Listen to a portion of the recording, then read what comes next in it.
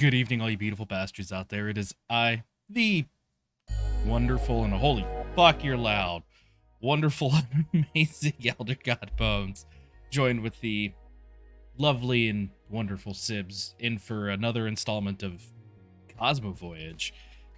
And yeah, how's it going, people? It's been a fucking hot minute since we've used this screen. Right? It's been quite a while. Been at least since we started with it. Three streams now. I think this two, at least two. And as far as what I think of White Lie by Harris Heller, I mean, it's a fucking banger. That is why we use that song every time when we start the stream. Also because it's copyright free and other things for that matter too, but it's still a fucking banger. So yes, how's everyone doing tonight? It's been a minute since we've had a non-gaming thing. It has been a while. Oh, and first and foremost, do want to say before we get into these sort of Cosmo Voyages, anyone that is in Florida, please stay safe. You won a card crown. What did you do to win a card crown? And you'll send pictures later. Okay, put them in the media. And while you're at it, join the fucking Discord.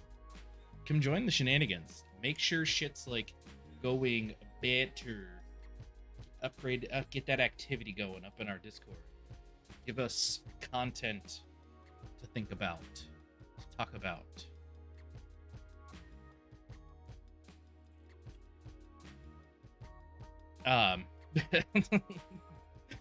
Discord. Where's the link, Smodabot?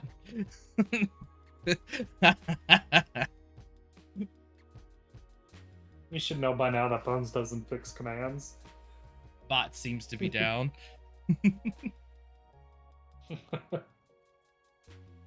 So, with that being said, it's time for some bullshit. Shit. You're gonna love it. It's time for Cosmo Voyage. Bum, bum, bum, bum. Dude, one day, we'll get the timing down. Yeah, when we're side by side again. I mean, true. So, when we last left our dumbass, shit happened, stuff exploded. Stuff exploded. Mostly, it was mostly just, I don't want to say filler because it was still important stuff, but Laura Minkle that was found. Yeah, we found Laura, who was supposed to be Lars, but kept referring to her as a woman. Oops. She's super gone. She's way out in yeah. She's like out there. She's got her left arm with her thumb, pointer, and middle finger. Yeah, and that's it. She's one limb away from being a nugget. And her upper torso. Yes. Well, her torso, not upper torso. Her whole torso. Is also missing waist down.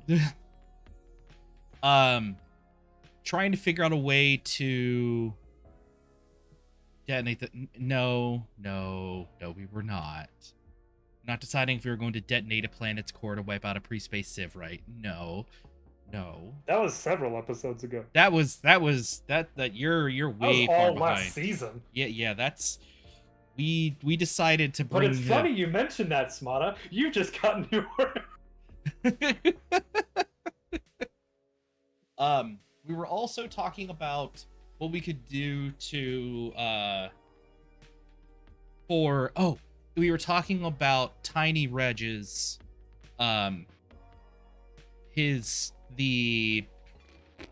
what's the name of the something Strider? Oh, it was Spirit Strider. Project Spirit Strider. Yeah, Project Spirit Strider, which is creating a new basically body or thing for him to control and it not violate any AI laws. And we asked the Admiral if we could have a push towards figuring out how their communication array works with Castian's fist, and he basically told us to kick rocks.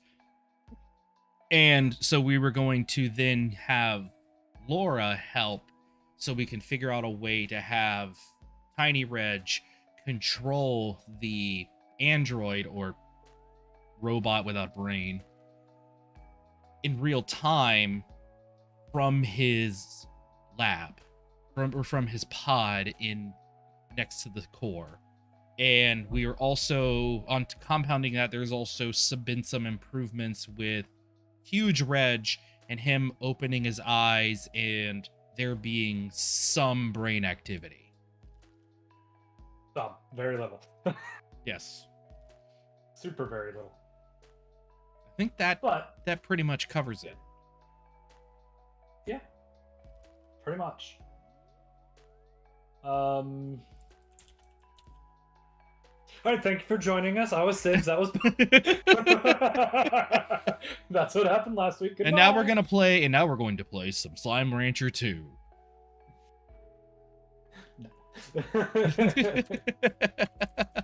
So, what were you gonna do? Because there was some stuff that was kind of left. What was the last thing we were talking about? Well, you should remember.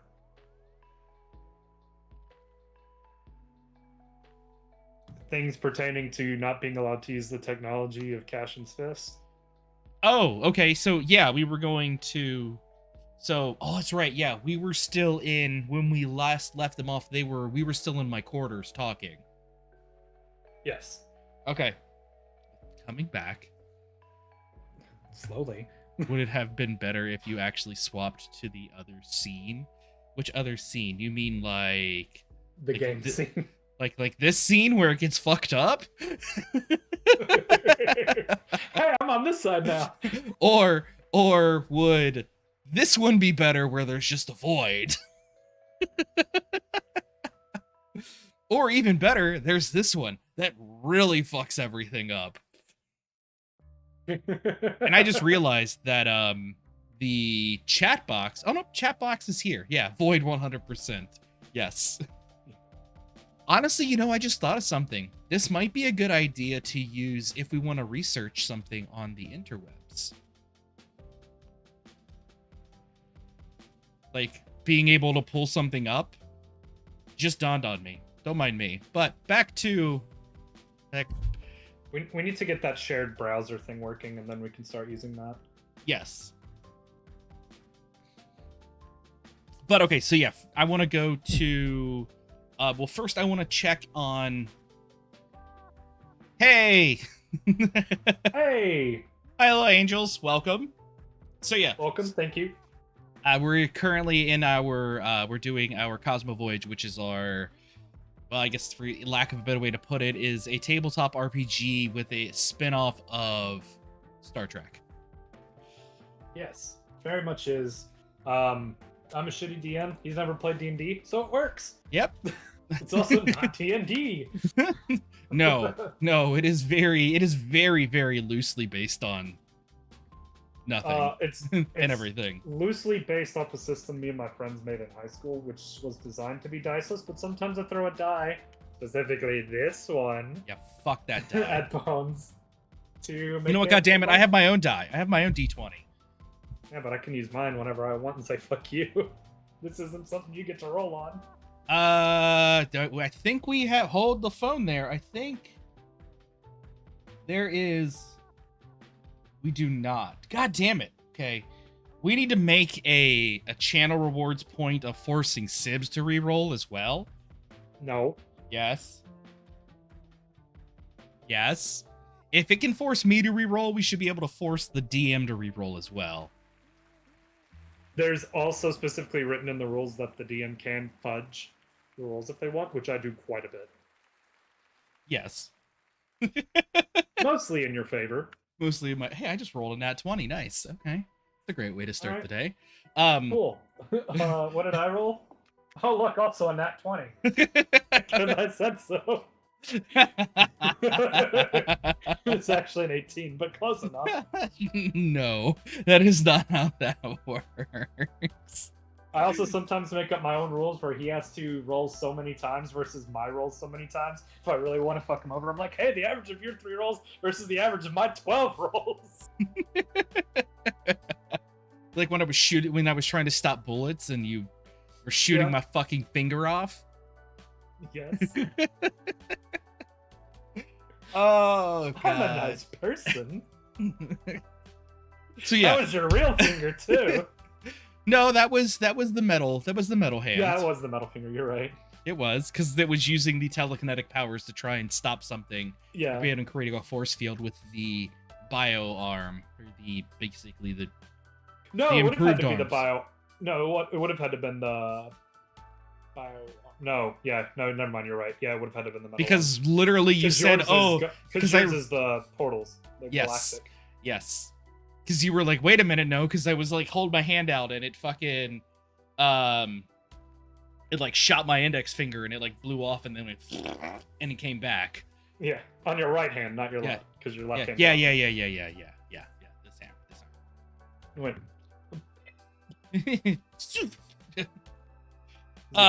But okay. So yeah, so when I go to combat. There's more fun stuff coming along with that. Oh, I just thought of something that'll be amazing that I'm not gonna bring. I'm not rip off your fingers and throw them at an enemy. Not throw. Kind of. I was more thinking Thor's hammerish, of throwing them. Throwing your whole arm? No, throwing my fingers, like purposefully detaching them. Yeah, detaching them and throwing them. No, as in using the kinetic force of the hand and then augmenting it with the repulsion of my ability to then make my 4 fingers projectiles that I now have the ability to control. If they don't break on impact. They're made of the same things that my arm is, so I don't think so. I'm the DM, fuck you. Not if I'm hitting something fleshy. Hey, Natsu, welcome. Who says their flesh isn't harder than normal flesh? Fuck you, I'm the DM. I can do what I want. Oh shit, you accidentally hit a bone. Their bones are basically titanium. Oh wait, look, I rolled a nat 20. Fuck you. Oh wait, look, I rolled a nat 30. No. I have a D100, fuck you. I can roll whatever I want. Oh shit. You're doing pretty good, Natsu. Doing pretty good. And if you want to know where my D100 is, it's called the internet. But yes, okay, but first thing I do want to go to I want to go to medbay and I want to check on and see how Laura is doing. Is she conscious or is she still fucking dead to the world? No, she's asleep right now. She's asleep right now? Okay, cool. So I don't want to wake her up. I want to catch her. I want to let her rest because not even like 3 hours ago, we had just ripped her off of the face of the planet. Yes. So let's go check on Huge Reg. Let's see how Huge Reg is doing. Okay. So when you get over there, so they've already installed the chip in Huge Reg. Baxter is actually currently napping inside that, the makeshift ICU. Yeah. The Veg CU. The Veg CU. Yes. Okay, so yeah, but everything's going as intended there. Okay.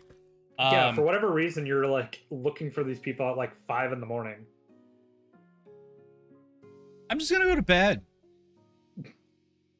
Okay, you go to bed. What time are you waking up? 5. Wake up at 11 a.m. 11 a.m. Okay, you wake up. There's a lot more activity on the ship right now. Mostly they're wondering, shit, are we supposed to be moving? What's our course? Where the fuck do we go?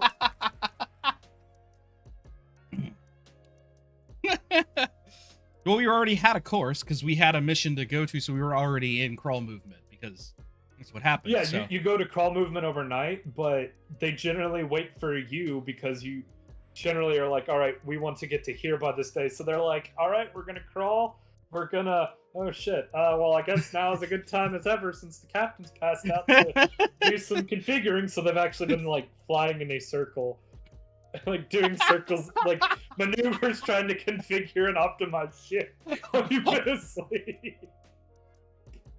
Fuck it. Captain didn't tell us what to do, so I guess we'll stay put, kind of, and calibrate shit.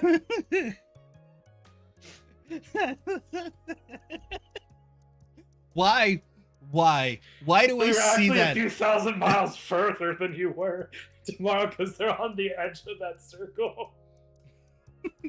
Why do I feel like this is something that would like legitimately happen in real life? Like, we don't have orders. Fuck it, hit a button. Ah, we're gonna go left. Okay. That's our course for today, is a circle to the left. We're going NASCAR today, baby.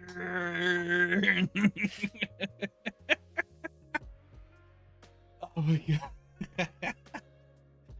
I could just see this. So what the fuck are you guys doing? Going left? For how long? Yes.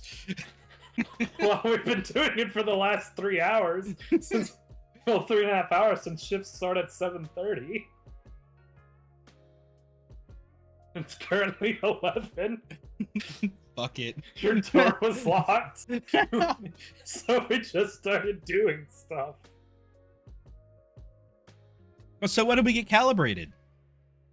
Well, we noticed that accessory engine number 6 was actually leaking and causing degraded performance. So we've actually recalibrated it and fixed the leak while you've been asleep. Do we ever use accessory engine number 6? Rarely. But more than likely it started leaking from takeoff on the planet. Main engine 2 is running a little hot. And we're still diagnosing that. Okay. Well, my nap was great. Thanks for asking. I mean... glad your nap went well. We got shit done. Good. For once. Good job. For once. Fuck you, buddy. Your engineer just walks away. Because, like, this wasn't even head of engineering. This is just some guy who stopped in the hallway. It's like, fuck you, buddy. Someone like you haven't even learned the name of yet. He's just... I woke up today and chose violence.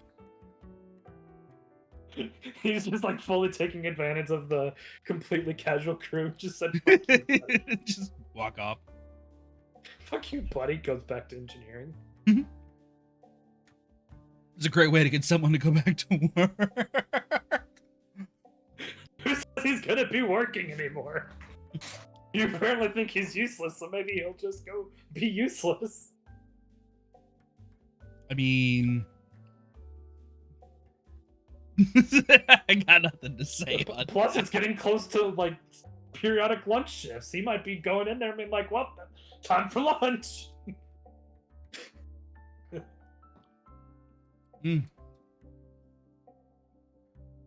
Totally random, but these fruit gushers, super sour berry things. Can't have them. That's fine. There are other people that are watching this that can, and they are really fucking good, as I just inhaled an entire fucking bag of them. What are you doing? I've got my own snacks. Is that cheese? No. It's a fuck ton of pumpkin seeds. Okay. Oh, dude, some pumpkin seeds sound good right now. They're super low fiber. Or, sorry, super low carb. I mean, yeah, but they're seeds. You would think that, but sunflower seeds actually have a decent amount of carbs to them. That's more of seasoning and everything else. Even unseasoned still has a decent bit of carbs to them. These are 3 total carbs with 2 grams of dietary fiber. So 1 net carb. Per like 28 grams. How many seeds is that?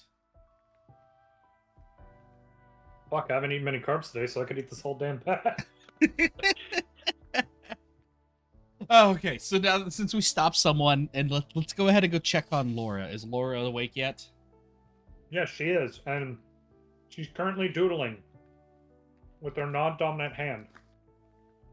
You mean dominant hand? Or dominant hand somewhere in a wolf's stomach. No. I don't think it is anymore.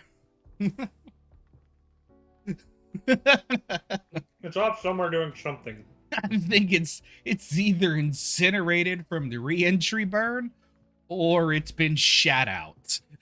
It's now just bones. Don't you remember she had to amputate some of her own limbs? That's true. It's a good point. That means it's rotting somewhere, and it's been definitely long enough for them to rot and no longer be there. They're bones. A wolf could have eaten it, could have shed it out. It could be fertilizer. It could be a tree by now. Could be. Could be a sapling. Well, it's been like a little over a year since you all first landed there, so. Cat, hey, welcome, bud. Hi, Cat. I'm gonna put down my sunflower seeds. Or pumpkin seeds. It tastes like sunflower seeds. So, okay, so we'll go ahead and go in and... Hey, Laura, how are you doing? Well, Hello. Hello. What are you doing? we sell, don't we sell, like, fucking baby onesies on our merch store? We do. Spaghetti and Naked Store. Go buy a onesie for your daughter. Or for your baby. I actually don't know. Oh, she. Yeah, go buy a onesie for your daughter. Make us money. I don't know if we actually have the onesie up or not. If not, I'll design a onesie later tonight. So what do you do? What are you drawing over there, Laura? And how are you feeling?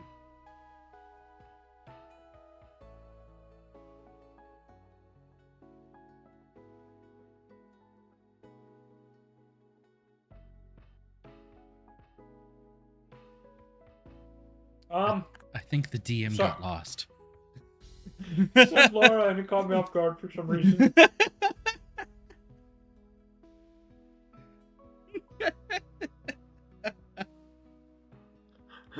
Stare at you. Clearly, she's not paying attention to you. She's continuing to draw.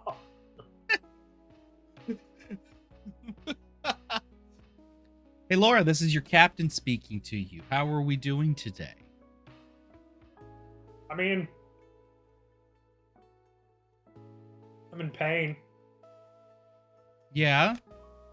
On a scale of 1 to 10, how much pain are you in? I'd say this pain cost me a couple legs and an arm. Okay, but is that on a scale of 1 to 10? How much pain is that?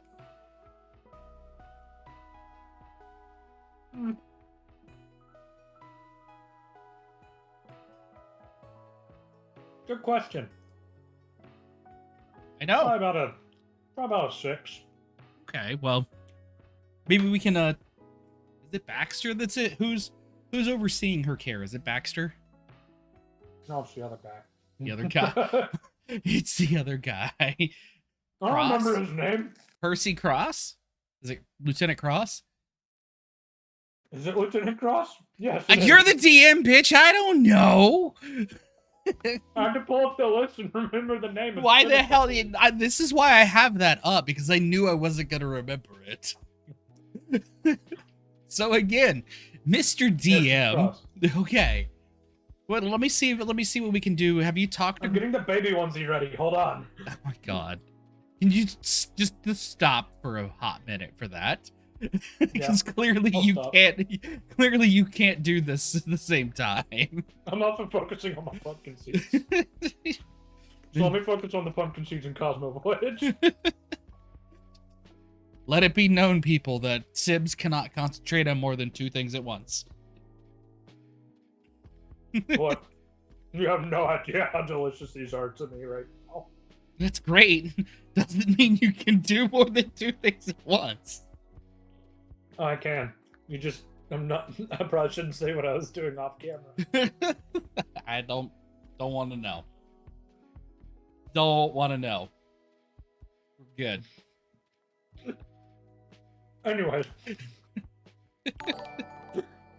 Ah! yes, Cross is the one. Thank you for the resub for 2 months in a row. Shit, thank you so much, bud. We greatly appreciate you. I don't know. I mean, you can't even donate bits right now because it wants you to do cash donation because we're part of the fucking weird thing. Insider thing. Yeah, but it will allow you to donate bits on the mobile version, but not on the desktop version. I don't fucking know. It's so goddamn weird. It is. So Lieutenant Cross is actually currently working on someone else that has like a big laceration on the inside of their thigh from engineering. And he says she's been refusing all pain meds. Don't ask me.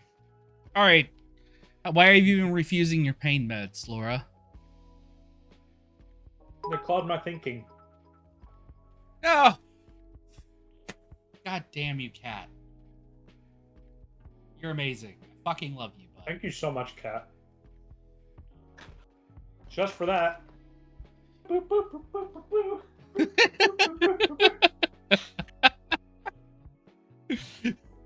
Holy shit. Get fucked, Twitch. Use bits anyways. Oh, shit, son. Thank you. Seriously, thank you. You're wonderful and amazing. I don't care what anyone says. You beautiful bastard. They say a lot of things, too. They do say a lot of things. You know what? They're all lies. Don't let them believe. Don't force them to make you think other things. Take the red pill. Isn't 1,000 bits like a lot? Yeah.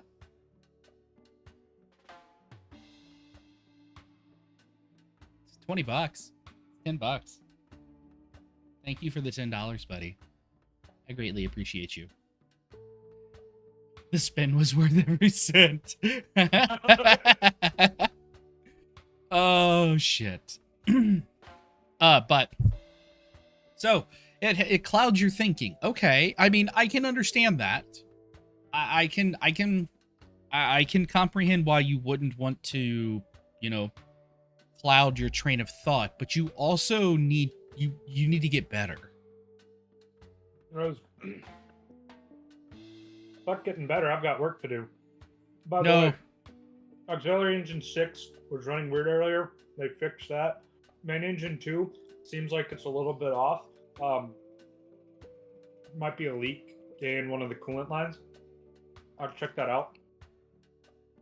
You can just kind of feel it from these weird circles we've been going in. Well, so the weird circle that we've been going in is they purposefully set a course to go left. Because, well, I just woke up not too long ago. So that wasn't because we were drifting left. But I would definitely have people show up. Yeah, I know, right? But again, circling back to we're going to put you on some light medication. I understand you may you don't get to tell me no. See, actually, I do, because I have the right as the patient to refuse treatments that you do not have the right as a. Under normal situations, you would be correct, but since you are part of the Space Union, you did forego those because you are property of the Space Union, so your rights per se don't matter. Oh, my rights don't matter in certain things, but in terms of medical treatment, I'm allowed to refuse certain treatments if it's not life-threatening. Krauss will confirm that for you because it's in the Space Union handbook. He goes, "Yep, I had to double check. We can't force her to take pain medication unless it's life-threatening." All right then, APOC. Hi, Silent AMA. Hello, dear. Welcome. Silent AMA. Oh shit. Laura said Laura says while she's shooting. By the way, probably not best to argue with a medical officer about medical officer regulations because I know them. She like stares at you and then goes back to doodling. Your body, your choice.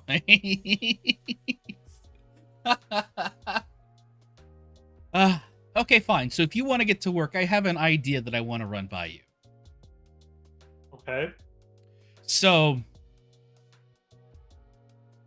wait, taking a step back here. Cross nose, right? Nope.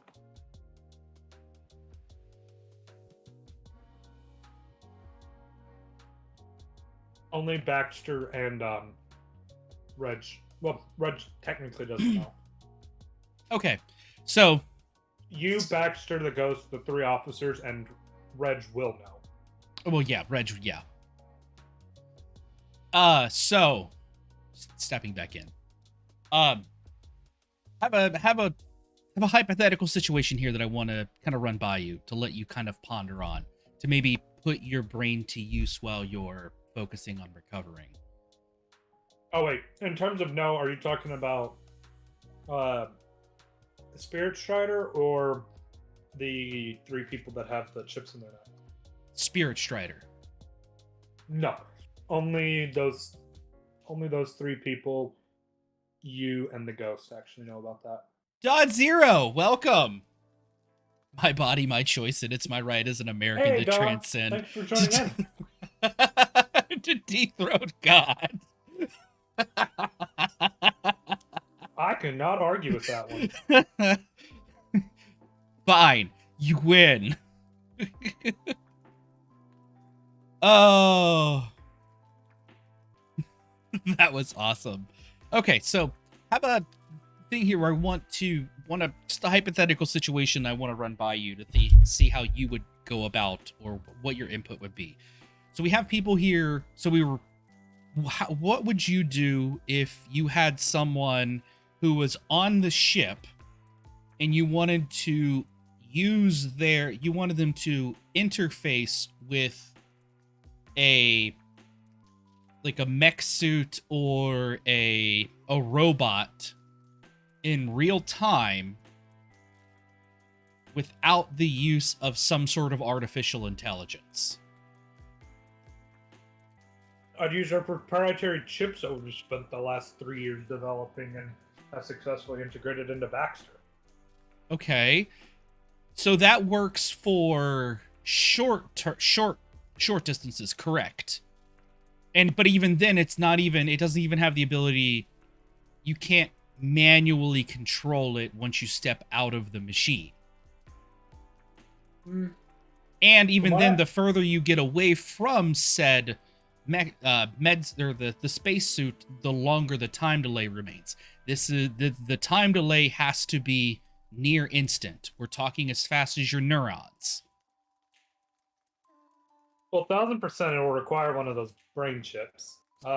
Which makes sense.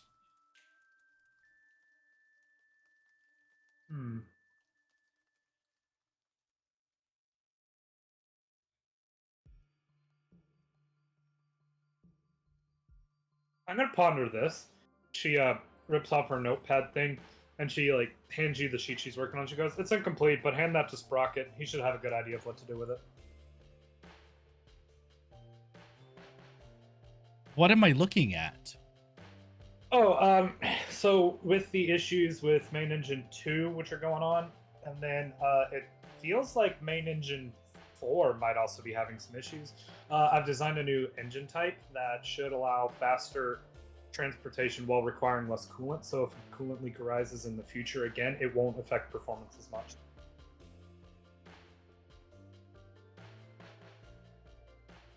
Okay. Yeah, I'll thank you. Well, I'll check back in a couple hours or so just to see how you're doing. And I mean, if you another question for you. Sorry to interrupt you, Captain.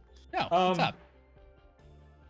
I would like a specialty reassignment to be filed.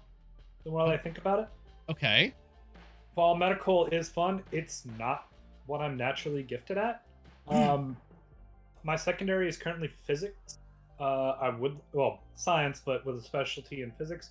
I would like to retrain my primary into engineering if possible. I think that's something we can definitely take a look at here. I will take that into advisement, and I will get back to you later today. Awesome. And then one other thing. As soon as possible, I'd like to. I know this is a big ask, and I certainly don't really have the right to ask, but I would like to be bumped up on that mech suit waiting list, since I'm a potato. Sorry, I shouldn't laugh, but I mean, gesturing at the lack of limbs. I'm a potato with a sprout. I mean, there's not much else to it. Yeah, no. So kind of something that we've been discussing and everything else of that nature. The only person I know how to do that integration is Huge Reg. Correct. So, as a crew, we've kind of decided to wait until Huge Reg comes back because Baxter and Lieutenant Cross here both do not feel comfortable undergoing partaking in that surgery because the risk is too great for the risk of error without having actual guidance from someone who's done it, well, 4 times now. Understandable. I actually had something else on that. She like opens up there's like a filing cabinet that's been raised up that's next to her that you didn't notice until just now. She opens it up, you see shit tons of like the notepad paper, like just stuffed in there. Percy, what the hell has this woman been doing the entire time? She says her shifts start at 5:30 a.m. and end at midnight promptly. 5:30 to midnight? Yep. When you came in this morning on the door log, you missed her by about 30 minutes. Holy crap, okay. She said it keeps her mind off the pain. I'm not going to argue. She's allowed to choose whatever treatment she wants.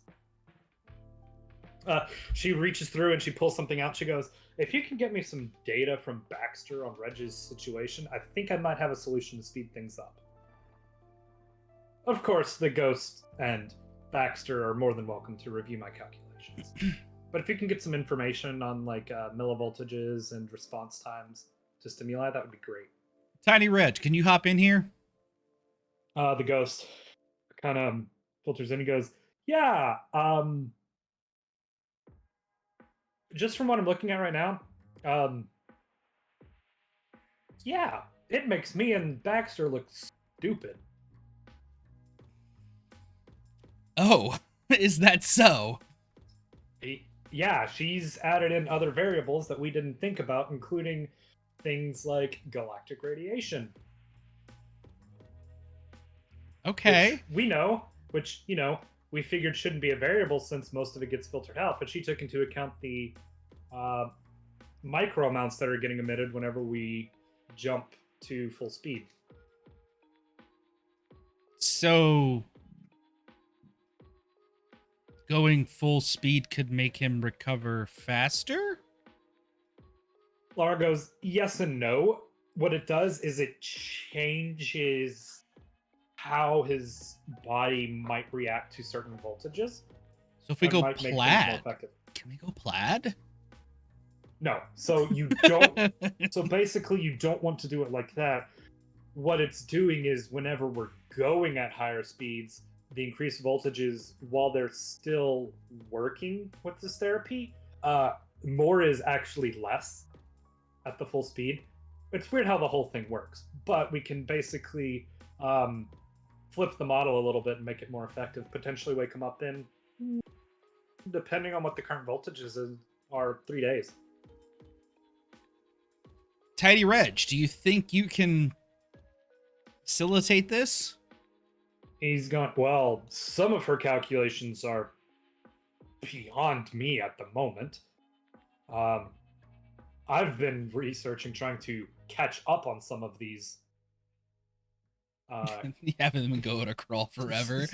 some of these theoretical physics with in term in relating to medical care, she is developing some sort of new medical practice and science.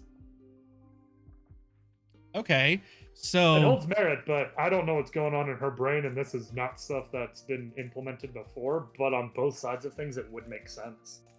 okay, so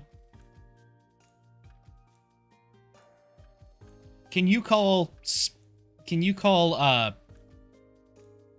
meet me in my Baxter? quarters at call Baxter and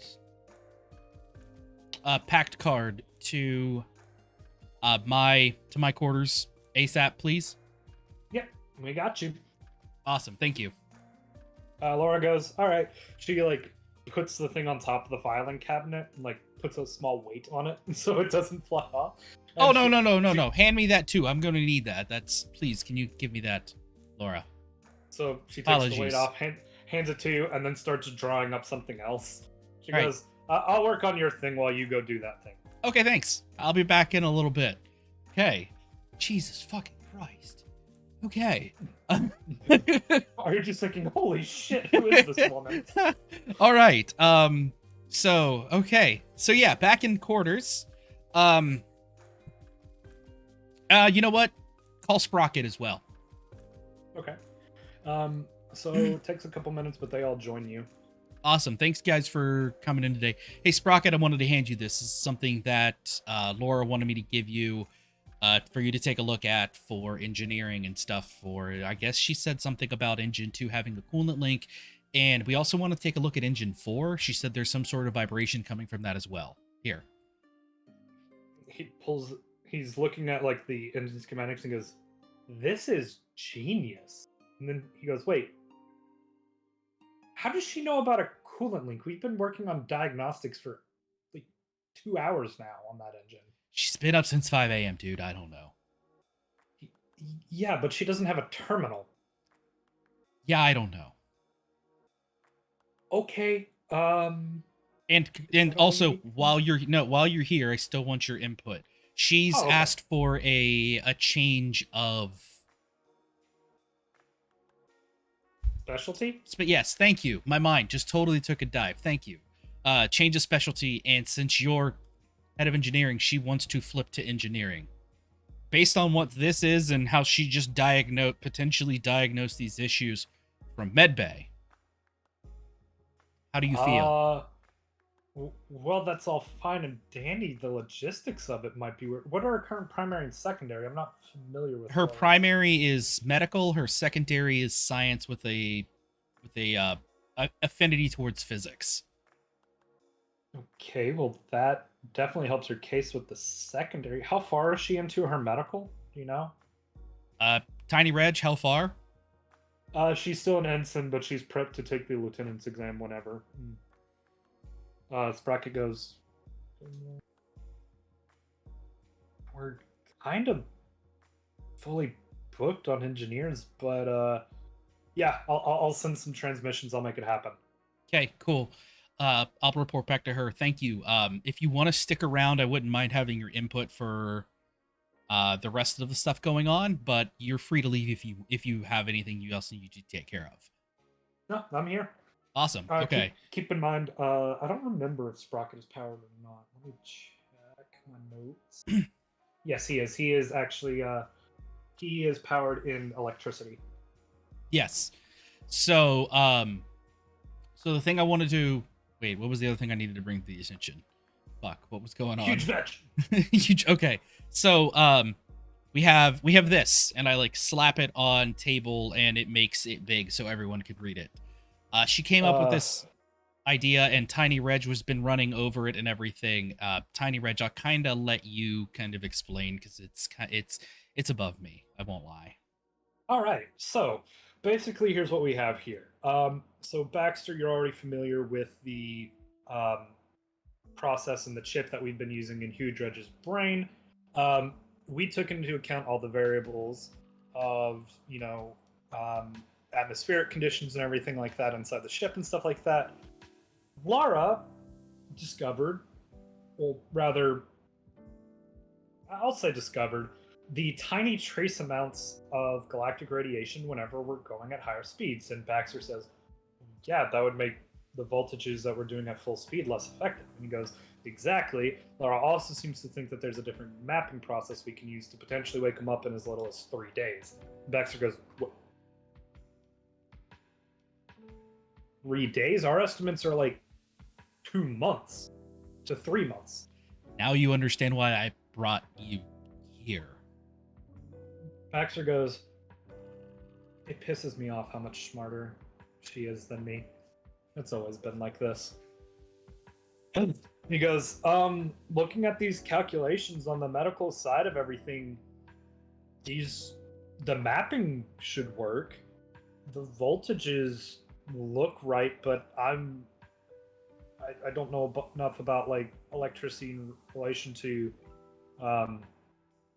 galactic radiation interference. Who all did you call? You called Baxter, Sprocket, and who else? Anyone else? Pact card. Pact card. Pact card's looking at it and goes, I'm still training in engineering. I'm still an engineering ensign, so I'm gonna leave that one to Sprocket. Sprocket goes, these calculations are precise within like the 1,000th of a millivolt. I mean, yeah, you have that. You're the one that excels in electricity here, so your kind of input is. I guess I really shouldn't have sent you anywhere. Your input's really important. Thank you for staying. Sprocket goes, interesting. You can tell that like he does have a very short beard, but as he's rubbing it, you can see like static like running through it. That would be like, so weird. Static. Oh god. Well, his element is electricity. So I mean, yeah, but still, like the thought of like static, it just makes skin. Yeah. Well, you don't have much skin, so. Or a beard. I mean, it's true. Anyways, so Sprocket goes, yeah, that would make sense. Baxter, what kind of millivolts do you have? You dredge at, and he goes, pretty close to her guesses, actually. Slightly higher, but close. I say we implement this, like, Sprocket looks at his watch, in the next 10 minutes before the next treatment automatically starts. Okay. So he like kind of takes that paper. It's like, I'm gonna go get that started. Yeah, go. You see him just like sprint, because like as he was like, I'm gonna go get that started, he was like slowly backing up, and when he said go, he just turns around and sprints. Yeah, run, go.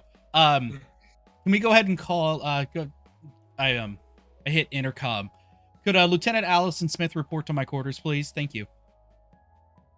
Lieutenant Smith is like there within 5 minutes. Awesome. Hey, thank you for hopping in on such short notice. I kind of wanted to see you have Pact Card and everyone here wanted your input on something that wait. Pact Card. Does Pact Card know? Pact Card knows. Okay, that's what He is your second in command. Yeah. Sorry. So Sprocket does not. But Sprocket just left. Baxter just left. Fuck. Shit. Well, you're he can see the look on your face, and Sprocket goes, I'm gonna go start getting cost estimates on these designs since you have a security matter to take care of. Yes, please go take care of that. Thank you. Apologies. My bad. You can like see on your face he's like, I shouldn't be here. Okay, so Smith, the reason why I pulled you in here is we have a bit of an issue. Somewhat. All right, what's the issue, Captain? Laura's asked to be bumped to the top of the list for the mech suits. Is she of sound mind? Like,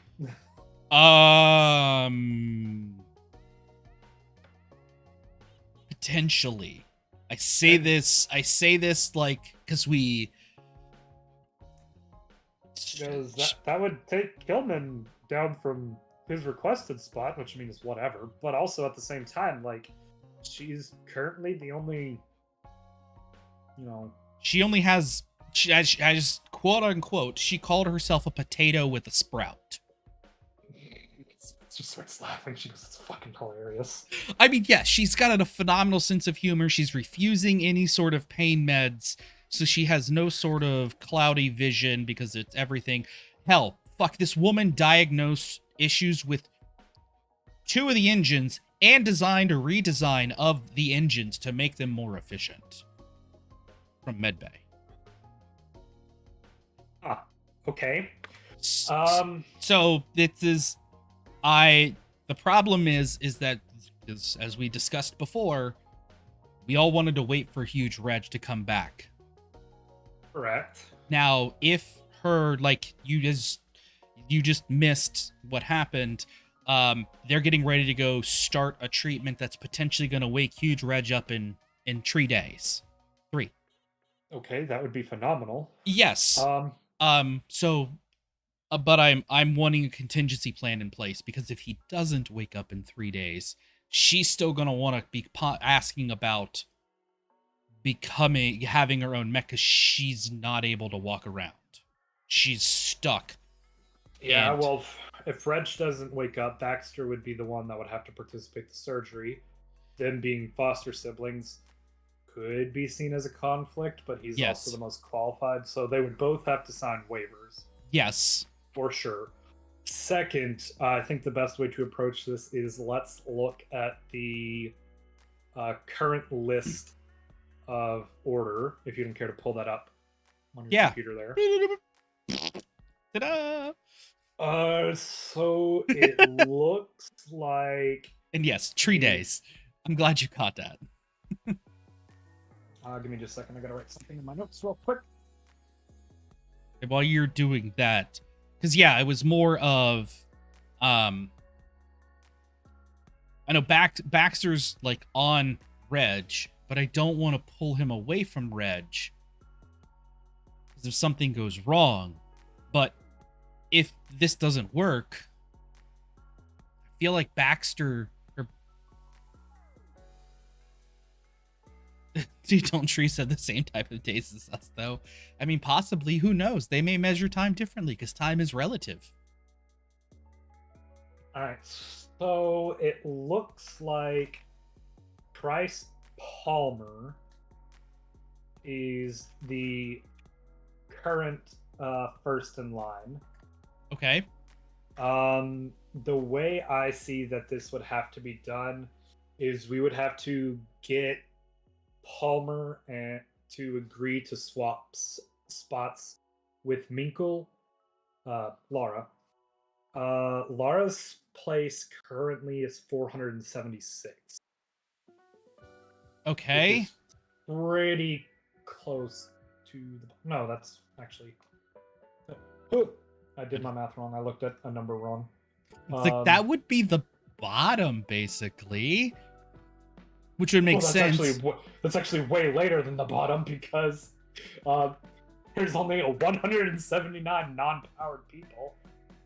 178 on the list, because I'm going to mark them as powered as they get their suits, so 178. Yeah, she's second from the bottom. Sorry, I'm actually going to up that a bit because of the 3 ones. Yeah, she's currently 7th from the bottom. So if Palmer will agree, then we can do that switch, but Palmer would have to agree to swap slots. Would we have to swap slots, though? And I'm only asking this other than showing... Well, actually, what if we ask everyone? Like, all the powered people who are in line, if we get hold an assembly in the, have everyone report to the cafe, and I just ask everyone all at once. This is what happened. This is, I mean, she's stuck in medbay. She physically cannot move herself around. Would anyone have any issues to her being bumped to the front of the line because she's non-mobile? Yeah, I'd say that's the best option. You could put it to majority rule. Just know that if people towards the top of the list don't like that idea, it will cause some unrest in the.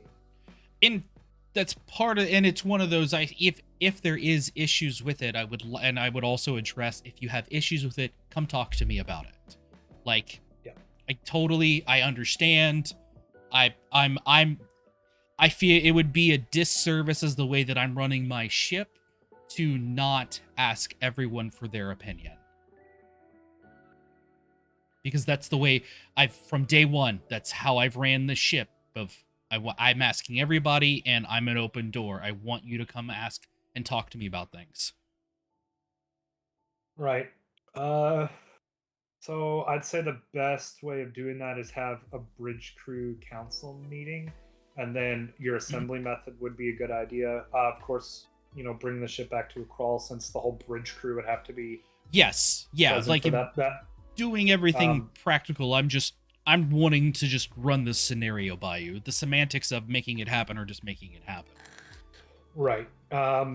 Yeah, that could potentially work as long as you get 7/8 majority rule. Okay, so basically that's 300 and...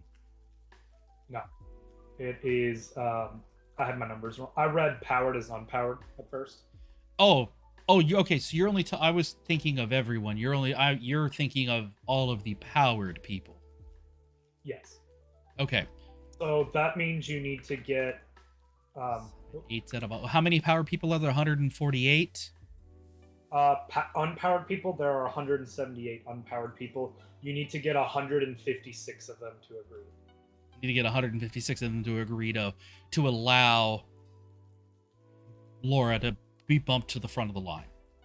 Correct. Okay. Or get someone high up in the list to agree to swap directly, and then convince Price Price Palmer, Lieutenant Palmer, to agree to swap with that other person, or just swap directly with Ensign Meekle. Unpowered, the people who need suits. True. Okay. But that's... And once but they it's get a almost... suit, which is only Baxter is now classified as power. Yeah, but it's also like... It's also weird because it almost seems like that Laura is starting to show a power. Like, a power is manifesting within her. So that's where it gets a... And since I don't know if that classification is a thing or not, or if just because... So then it's not possible. Well, no, it's not a classification. Or is it something that is, I guess, is it something that is plausible that she could be manifesting powers? Like, she could have had dormant powers this whole time, because being the half-brother of someone... Well, you gotta think, they're not even blood related. That's and also true. You gotta think, neither of them were on... they weren't part of the... That's true. Neither of them were on the Venture, because every single person that survived the Venture incident, all 574 of them, all 574 that are alive still from that incident, taking into account the Foggias and rest in peace, Foggia. So those are the only people that survived the Venture tragedy incident. It's not a tragedy. It's a tragedy. They didn't mark it as an incident. It's a tragedy, but they marked it as an incident. Yeah. Because 3/4 of the crew survived. So 2/3 of the crew survived, and the people that survived were it's classified as a positive impact on the people that survived. So it's... Anyways, it's classified as an incident, but it was a tragedy. It can't rule out the fact that it's plausible that Laura might be manifesting some sort of power. It's possible, but we have no data to... There's nothing to compare it to, so we have no idea. I'm just... Okay. How soon can we get the bridge meeting convened? As soon as Baxter finishes his stuff, and as soon as you send out the memo, yeah, that Okay, could be possible. we'll go ahead. But you hear like a high alert comm come in from Baxter. What's going on? I need you here now. Okay, en route. So Um, I sprint my happy ass because I can probably run faster than pretty much anyone on the ship. Yeah, about 25%. So okay, That's all your legs are powered up to is 25%. yeah, Um, because I can't turn that knob.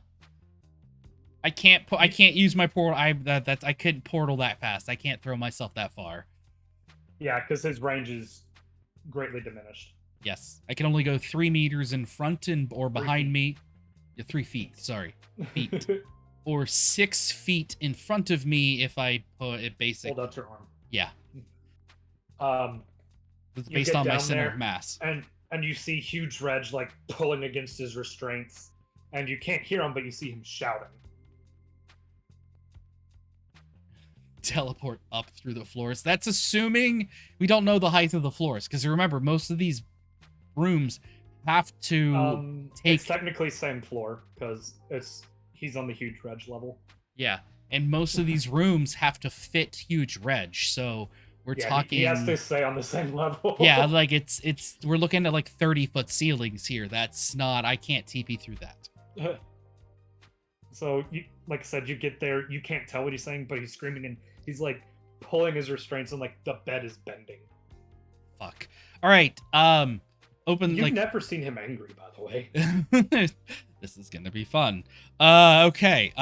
Do we have any sort of mic comm, something that we can communicate to? No. Baxter looks at you and he hits the button and you see like the green light for you to enter. Door opens. Okay. It decontaminates you, then the other one opens and you just hear Huge Red screaming, "Where the fuck is my brother?" Oh. Okay. Which, you know, Tiny Reg can't get in there because it was built so makeshift. There's not sensors for him to Yep. in there. Okay.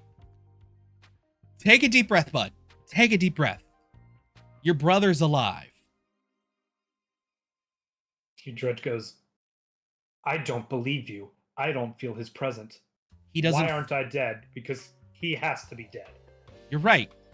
You're 100% right. We don't know. But You don't know where my brother is? no, we know where your brother's still alive. Like whenever he says that, he like rips his arms up and like literally the reinforced posts rip out of the bed. All right. First and foremost, as your superior officer, calm down. Take a deep breath. You see Baxter like shoot you look like No. This is the way we're gonna go because I can't have you tearing up the ship. You need to calm your ass down before we walk out into where there's sensors, because we couldn't move your heavy ass to somewhere where Tiny Reg can see you so you can talk to him. He is alive. We do not know why you two are still alive and why you can't feel each other's presence anymore. We are flying blind here. But you need to shut up and listen for 2 minutes, and please don't destroy the ship any more than it's already been destroyed. I mean, he's not breaking the ship, he's just breaking the bed. Fine. We've never seen you angry. We don't need another hole in the ship, sir. He looks at Baxter and he says, "Release these restraints now."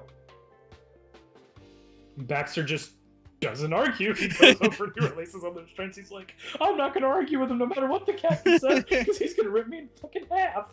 Okay, as long as you're willing to listen and do as you're told and follow me, and we can just walk out of the cargo bay, because that's where you are right now. Well, you got to think the door's not big enough for him. So, like, he Shit. goes, Fuck, "I'm that's listening. right. I know where the sensors are." He walks up to one of the welded seams and literally rips the wall open. All right. You know where to go. Go on. He walks out and the ghost hologram in front of him and he goes, "Hi." So it looks like Laura was giving very conservative estimates. He goes, I don't know who the fuck Laura is, but I want to know what the fuck is going on right now. And you're the only person that should know. And the ghost goes, well, I don't know. We'll figure it out. I need you to calm down. You've been in a coma for a little bit. And he goes, how long? And he goes, about 1 year, 9 months, and 15 days. And give or take 8 hours, give or take 2.5, 3 hours. And he goes, what did you do to me? Because I should be dead. And Baxter kind of pipes in, so your brain activity never stopped. But Reg just looks at him and he goes, what did you do to me? And he goes, your brain never stopped. We did microelectrotherapy to your brain to try and keep you alive and not kill your brother. He goes, how did you administer it? And he goes, at first it was manually through probes, and then we installed a chip that was automatically running calculations and doing it where need be. And he goes, so you did brain surgery on me? No.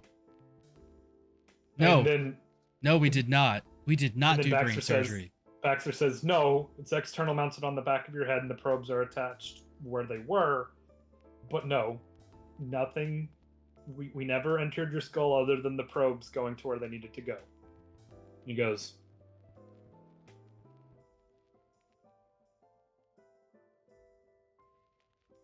he looks at you like very stern eyes. He says, I need 3 of my normal orders of ribs and 2 of my normal orders of bacon. And I need it ASAP. I know you're the captain, but don't forget I'm technically a commander. Okay. I know you're the captain, but I need this now. Okay. So with that being said, you still have to go to the cafeteria to get it. He says, I'm feeling my knees start to give out. Atrophy's about to start kicking in against this adrenaline. If I don't get that food, I may lose muscle mass so quickly that I can never recover. I can't walk. I need it brought to me. And then you see his knees give out and collapse to the floor. And he goes, and I need it within the next 20 minutes or my muscles might start eating themselves. Okay. So, let's go back. Brad, cafeteria! Baxter goes, oh shit, we didn't think about that, but also, our timeline was 3 days, or 3 months, not 3 minutes. All right then, so it's been 3 minutes since Baxter got. Yeah. Well, yep. Red woke up 3 minutes after Baxter started shit. I think she's earned her way into fucking engineering, that's for sure. Or medical, she could triple specialize. That's not completely unprecedented. So yeah, okay, Baxter's just kind of like, oh my god, what do? This man is angry and he's looking at me. He's gonna eat me. And Baxter's like, the only saving grace is I don't have enough calories to help. He's very skinny and lanky. And he has the metal exosuit on, so it's like, I'm not sure if he can break me out of this, but I don't want to find out. Pretty safe to say that he probably can. But well, with that, can just collapse. You don't need another adrenaline rush. But either way, nonetheless, getting my ass to the cafeteria and bringing Reg all of the meats, because this is Arby's. Yeah, you've got like 8 people helping you carry shit. Because these plates are fucking heavy. Don't we have carts? Why don't we have carts for this thing? You do, but like they're not big enough for his plates.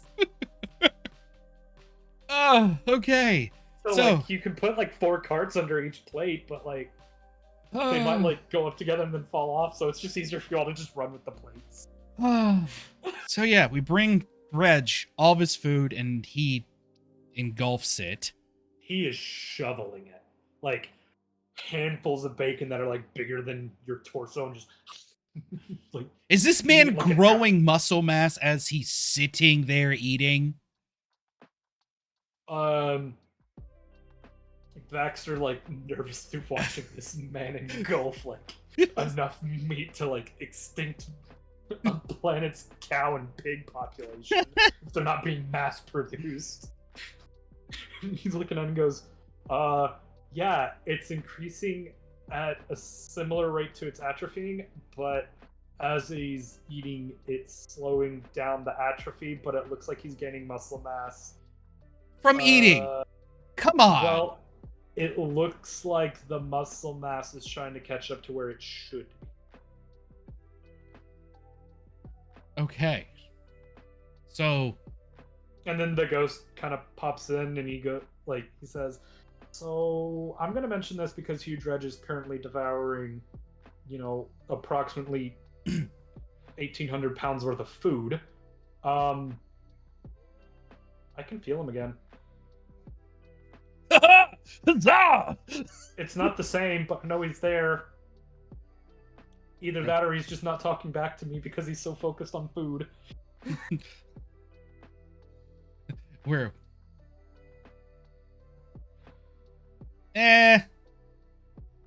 Should be given the calculations of Reg. Yeah, but the should is still technically correct. But you're not wrong either. So, Bones, Captain, you actually know this, that there's actually currently a pending debate on the Space Union floor of redefining Huge Reg as his own species. Yes. You know this, but that's something that's been going on in the last couple of months where they're thinking about reclassifying him specifically as a new species. Huge Reg is Homo.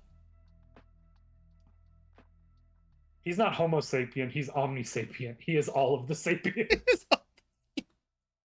I was trying to think of a way to integrate working out in sapiens, and I'm like, nope, I've got nothing off the top of my head. Let me pontificate on Uber sapient. So after Huge Reg gets through approximately 300 pounds of bacon and is starting to devour ribs and everything like that, he goes, all right, since my muscles aren't currently eating themselves, which I do need to keep eating to prevent that from happening and also keeping my body from crashing from malnutrition, he goes, now that I'm calmer, he says, I want an update on everything that's happened since the Alamar incident. You get that in a bit. Eat. He's eating and he goes, I can listen while I eat. Cool. Well, we're going to be still doing things. So you'll get a full briefing. Just get to the point where you can walk again and eat. He's eating, he's ripping off the whole things of the ribs in one go and slurping down and by the way, these are super pig ribs where they're not this long. They're this. Yes. So, Reg, this is not a discussion we can have in the hallway. And he goes, fine. And you're not in the hallway, you're just in the middle of the cargo bay. And he says, fine. I want pants, please. Can that be arranged? His gown ripped whenever he ripped through the wall. Yes. Well, your attire is fine. We will get you clothes. That's no big deal. Just let Baxter finish his checkup on you because you're still a patient. You may be our chief medical officer and our head of security, but you're still a patient. Do you understand? He goes, yes, Captain. Thank you. A note on the pants. Make them too large and make them have an elastic waistband. I don't know if they'll rip just from being on my person. I don't know how much longer I'm going to be growing. At this rate, by the end of the afternoon, I'll be approaching 10 feet tall. You, sir, are fucking weird, but okay. Oh, no, he's already 11 feet tall. He goes, I'll be approaching 20 feet tall.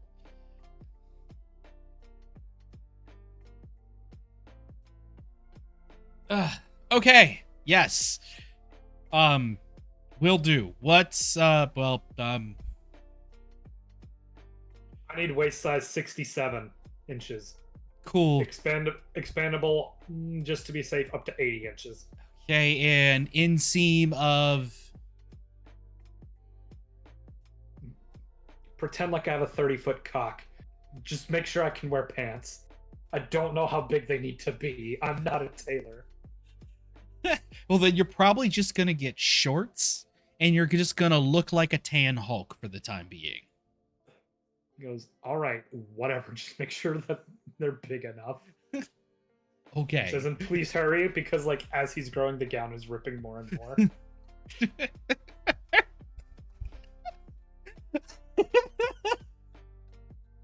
Sorry. Just thinking of that, just what's a Hulk? Well, this does take place in the future. Oh, he's seen the Hulk movies. They've seen the Hulk movies. Yes. Because they were trying to prepare for huge. So they went back and watched the Hulk movies. Dated 21st century reference munch. I mean, if it fits, it fits. No, they're watching the new Avengers reboot. Pretend I have a 30-foot quad. Oh, why do I feel like we need this is. I love spaghetti and naked. Don't get me wrong. I love talking about shit. I love playing video games. But man, we have way more fun doing Cosmo Voyage.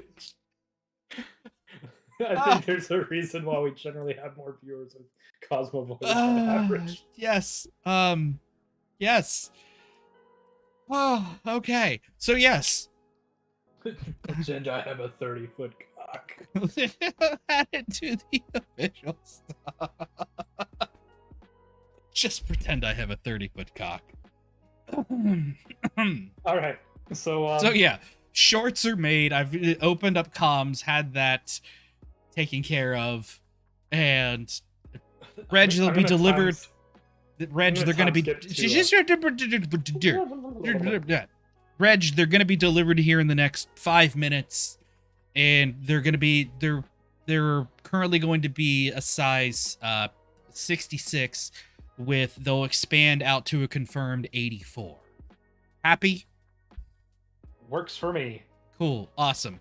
You eat. He's almost finished all the food.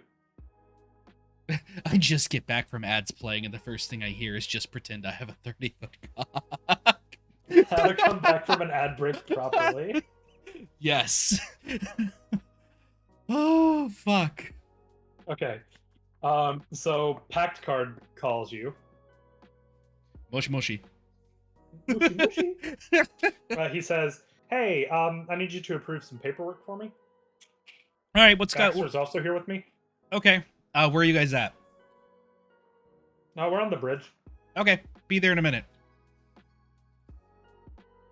You get up there. Bridge.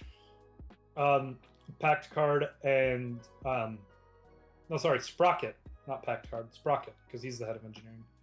Sprocket and Baxter look at you and they kind of hand you. Yeah, so this is a status change request form. You look it over. It says Lieutenant of Medical Science, Lieutenant of Medical, Lieutenant of Engineering, and Lieutenant of Science with specialty in physics. This is for Laura. Okay, so we're gonna make her triple. She has elected to triple to take on triple duty. We've ran it past her. She'd have to pass the exam with all 3 exams within the next 6 months, but we believe we can get it approved. John Hancock, it. Here you go. This woman. This is the same woman we're talking about that diagnosed engine problems from medbay. It also changes her specialties from primary being to engineering, secondary to science with a specialization in physics, and a tertiary in medical. Okay. So she'll be basically like Cross's backup, so quote unquote. Something like that. Okay. I mean, we'll figure it out if we need to, but whatever. Yeah, no, I sign off. I'm completely okay with this. Yeah. So Pact Card about Laura that. is aware that she has 6 months to pass all 3 exams. I honestly think that woman will probably pass them in the next week.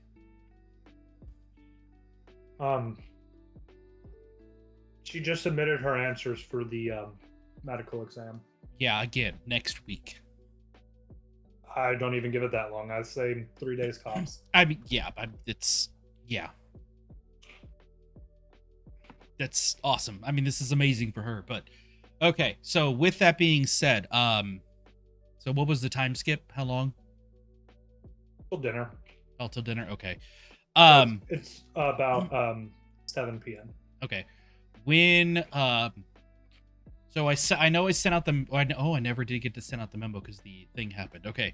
Before going to eat dinner, I'm gonna go back to my quarters and I'm gonna send out the memo to all the bridge crew, and we'll do the bridge There's meeting. a sub list of unpowered. Huh? There's a sub list of unpowered that you can like. But first I have to have a bridge crew meeting. Yeah. So I'm gonna have the bridge crew meeting tomorrow morning at 0900, and we'll get sent that out. And then I'm gonna create the memo, but I'm gonna table it for now for letting all of the unpowered people to have an organized assembly for noon in the cafeteria. But I'm just gonna table it for now. So I take it you head to dinner. Yeah, head to dinner, sit down, have my usual ramen Ramen. because it's ramen. Actually, you know what? No, today I'm gonna have bacon fried rice Nice. with on a scale of 1 to 10 or 1 to 10 spicy level, a spice level 6 for. So you're sitting there, and Baxter is sitting in Huge Dredge's seat like he had been because he's the acting chief medical officer. I mean, at the it's moment. the bacon is digitally synthesized, so it's never ending bacon. So yes. Yeah, it's never ending bacon. I was just saying the amounts that Huge Dredge was eating was enough to like Yes. on a normal plant like Earth before we industrialized the meat process, it would have been enough to extinct the pig population. So yeah, it's digitally. It's technically not real meat, but it's real meat. Yeah, it's synthesized. But anyway, you get a couple bites into your rice, and the ship starts like shaking. Okay. And Huge Reg walks in. Those shorts are like booty shorts. He walks in, sees Baxter, lifts him up, puts him out of his chair, and then sits in his chair. He went from being 11'8" and roughly 4,300 pounds to he's currently 17'3" and 11,672 pounds of pure strong. 11,000 pounds. What the fuck? That's almost six He goddamn gains- tons. Yeah, he gained 7,000 pounds from the. Oh my god. Dude, how painful. Like, seriously, just thinking about that. Like, growing pains. That's gotta be so fucking painful. But you gotta think his is magical, so like. Yeah, but that doesn't change just- the fact that you have neurons and fucking, like, shit straight. Oh, man. Oh. Ooga booga magic stuff. Yeah, I mean, yeah, I know. I'm just putting logic to it. And it just, Yeah. Huge Reg hits the button on the thing and goes, meat. and then he like, before he takes his button off, he goes, cancel. Meat and carbs. So you get meat and potatoes. No, this is like bread, like steak sandwiches with like bread that thick. He goes, he hits another button and goes, fuck, what's the Italian herbs and cheese bread instead, please? And the bread changes to Italian herbs and cheese like from Subway. Fucking Subway. Picks it up. Fucking Subway. Oh god. You can tell his voice is like a normal human accent. It's not changing a bunch, nor is it his original French. Oh yeah, I was like, wait a minute, his his magical, what was it? Oh god, what's it? The what's that medical term Foreign called? accent syndrome. Yeah, the foreign action syndrome. So is that gone? We don't know. He's just been speaking this way ever since he woke up.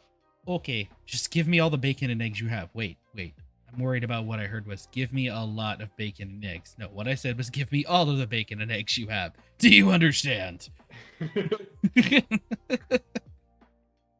Oh. So Thank yeah, you, Ron so Swanson. everyone's just in Staring awe, at him. staring at him eat. Like, Because okay. like when he sat down in his chair, it bent the armrest out a little bit because it wasn't big enough yet. Oh man. Reg, you're gonna break Max this was just ship. sitting in the chair that he was put in. Like, what just happened?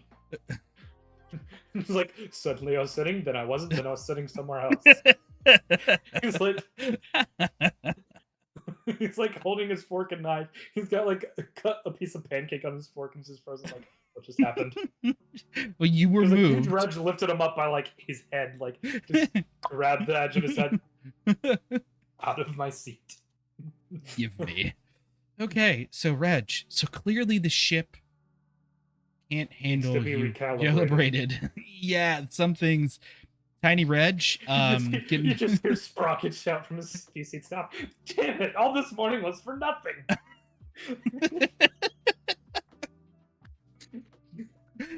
Oh god. And this is my goddamn battle buddy, dude. I'm fucked. Yeah, he gained something along the lines of 7,000 pounds and grew almost 6 feet. In fact, he grew 5 feet 9 inches. No. Oh god. 5 feet 7 inches. Are we sure the sub VTF is gonna handle this, man? Because, like, you know, Cashgen did say that it was gonna be okay. But we really don't know. The ghost pops into his seat, which is currently a little bit sideways because it was on the it was on the fucking armrest. He's just sitting there at a little bit of an angle, and he goes, "Currently, the sub VTF is rated for. It is, you know, it's rated for. Of course, it's always been 30 feet tall. It's a 30 by 30 by 30 foot cube. It is currently rated for a little over 22,000 pounds. So we need to bump up those ratings if we ever want to simulate an environment in there with huge Reg in there. But size-wise, he'll fit. It's just we need to revamp the dampeners and everything. The thing that caused the Alamar issue to begin with? Yes. So well, yeah. No, oh no, never mind. That was that's something the simulation different. thing. The dampeners was from when he did that buddy system test with you and knocked it out of commission for 2 weeks. Yes. Okay. So yeah, we're all just staring and watching Reg just chow down on some steak sandwiches. So yeah, I'm glad you're up and about. I see the shorts didn't work out as well as I thought they would. Because I'm going to need a lot more clothes. And then he You just don't says, say. He looks over, and on like towards the end of the thing, he sees Alamar and he goes, "So before I go crush that man's head with my pointer finger and thumb, do you care to update me now, sir?" Yes. So yeah, we never really got a chance to update you on what was going on. Because he's like staring Alamar down as he's like eating his. I mean, as he's eating it, more is appearing at the end. So far, you've estimated he's eaten about 15 foot of sandwich. So, is there anything different about the Alamar you're looking at right now? He goes, "Looks like white hair. His eye color might be different. Can't tell from this distance." Okay, so you're right. Last thing, what is the last thing? That's right. I think it's blonde, but either way, it's gray hair. Gray. Okay. I know it's formerly brown and brown. So he's got gray hair, blue eyes. So what's the last thing you remember? We ran the test. Everything exploded. I remember falling towards the planet, grabbing him, and Pact card. Trees. Darkness. Okay. So, in the Pain. year, yes, in the year you've been out, Year 8 months, but yeah, we'll just call it 2 years to make life 20, easy. 20 months. Yeah, we'll just call it 2 years. In the time you've been out, so that happened. So blood was tested. Boom, thing happened. You fell. That plane ship crash landed on that planet. We should spent still be on the planet. 8 months. Does that sound about right, guys? About 8 months we spent repairing and getting the ship up and moving. So, Ghost says that was our rough estimates. Actual time passed was around 15 months. 15 months? Okay, whatever. Fuck it. Or no, sorry. It's been 6 months, 14. 14? Okay. We spent 14. It's been roughly 6 months since you all got back on, like, out of Atmo. So yeah, basically we made it. We were able to repair the ship and get out of atmosphere by basically the skin of our fucking teeth. And compounding that, what was identified is that the Alamar incident was done by someone who's no longer, Jason. I can't Scrolls and Sproles. Apologies, Jason Sproles, and basically he created Alamar to manifest, to then physically give control over to him, and then he was going to kill all of us, all of the powered individuals.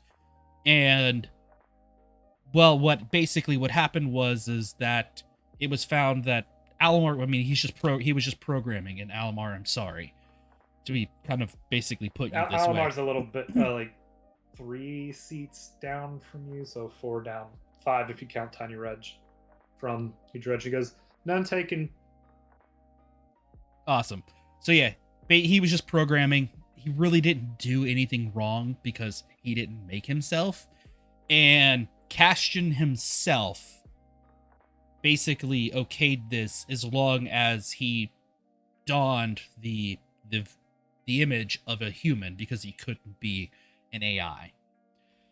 Because he physically is a person. He has his own living whatever, his own backstory per se, and any of the subsequent coding was removed by your brother, by Tiny Reg himself, and the body that he was in,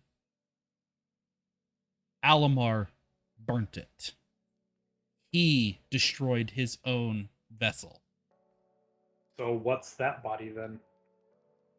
That body is a body that your brother made to try and be a surrogate, basically, so we can basically feel, touch, do anything.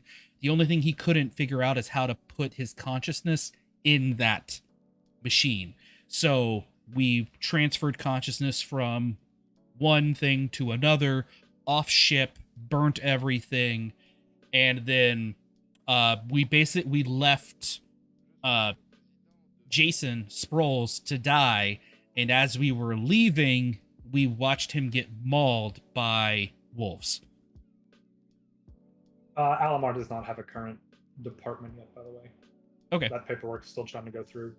Because they're like, oh, what the fuck is all this shit? The black site, dude. Like, yeah, like, what do we do with that? What do we do with him? And well, also, no, they're like, commanders looking at him, they're like, we see all these digital records, but our hard copy records do not exist. What is going on here? Yes. No one that should have been affiliated with him is affiliated with him. Something doesn't seem right, yeah. They're pointing it all out, and they're like, Cassian's signature's on it, but this is going to take a bit. So he doesn't have an official department. He's just a commander. He's kind of he's a jack of all trades. He can do whatever the fuck he wants. At the moment, he's not. He can do anything and not do anything at the same time. Yeah, he's not required to do it. Yeah, he's not required to do anything. But if he Well- chooses to do something, he can. Well, so it's weird. Like he doesn't have clearance to any of the departments, but he has clearance to enter all of the departments. But he has clearance to make changes. So really, he's a consultant for any Everything. department that he wishes. Yeah. as he wishes at the moment. It's fine. It works for the time being. Yeah. So Hugh Dredge goes. So he's proven himself. He to put it bluntly, he fought wolves to Hector says he's the reason both of us are alive, bud.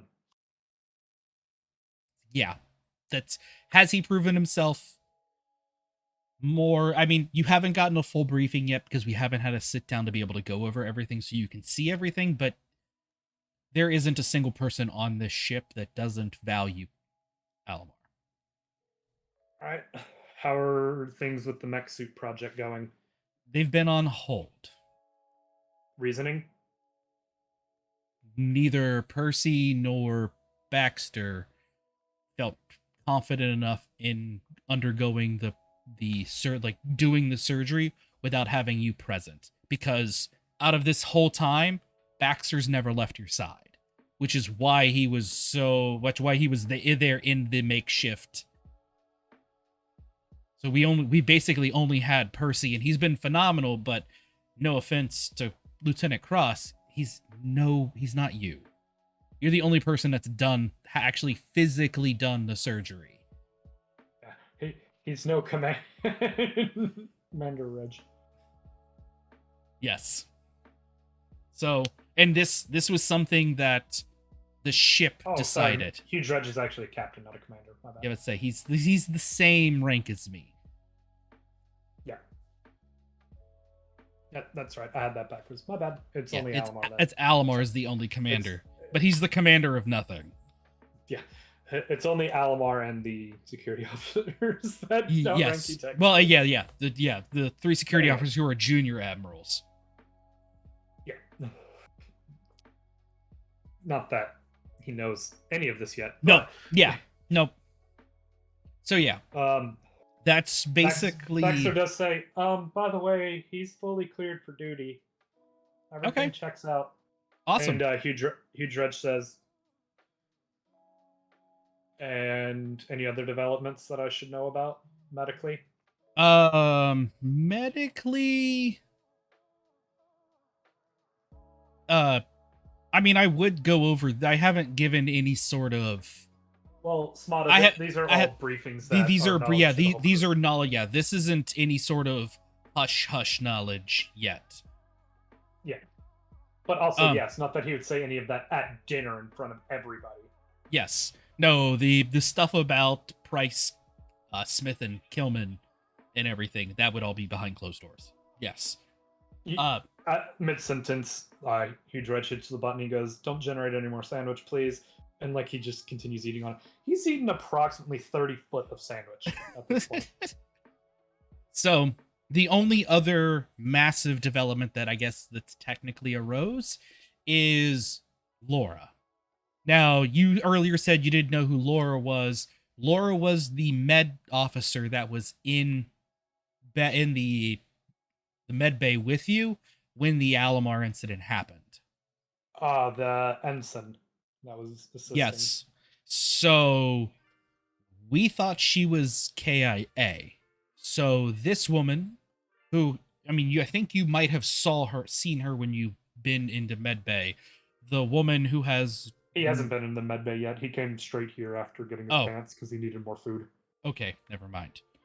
So there's a woman in medbay, or Laura. She has no arms and one leg. I'm sorry, she has no legs. No legs and one arm. No legs and one arm, and that one arm has a thumb, index, and middle finger. So she calls herself a potato with a sprout. Goes accurate. That is and she's refusing any sort of pain meds because it clouds her judgment. And that's really about all that we can discuss right now. Understood. He continues eating his sandwich, and then he goes. And then he kind of looks at you and he says, with your permission, I'm gonna go to my quarters and get proper clothes made. I don't like wearing booty shorts. I feel like they should say tasty on the ass. We can make that happen. He goes, I've already thought about it. I don't want these anymore.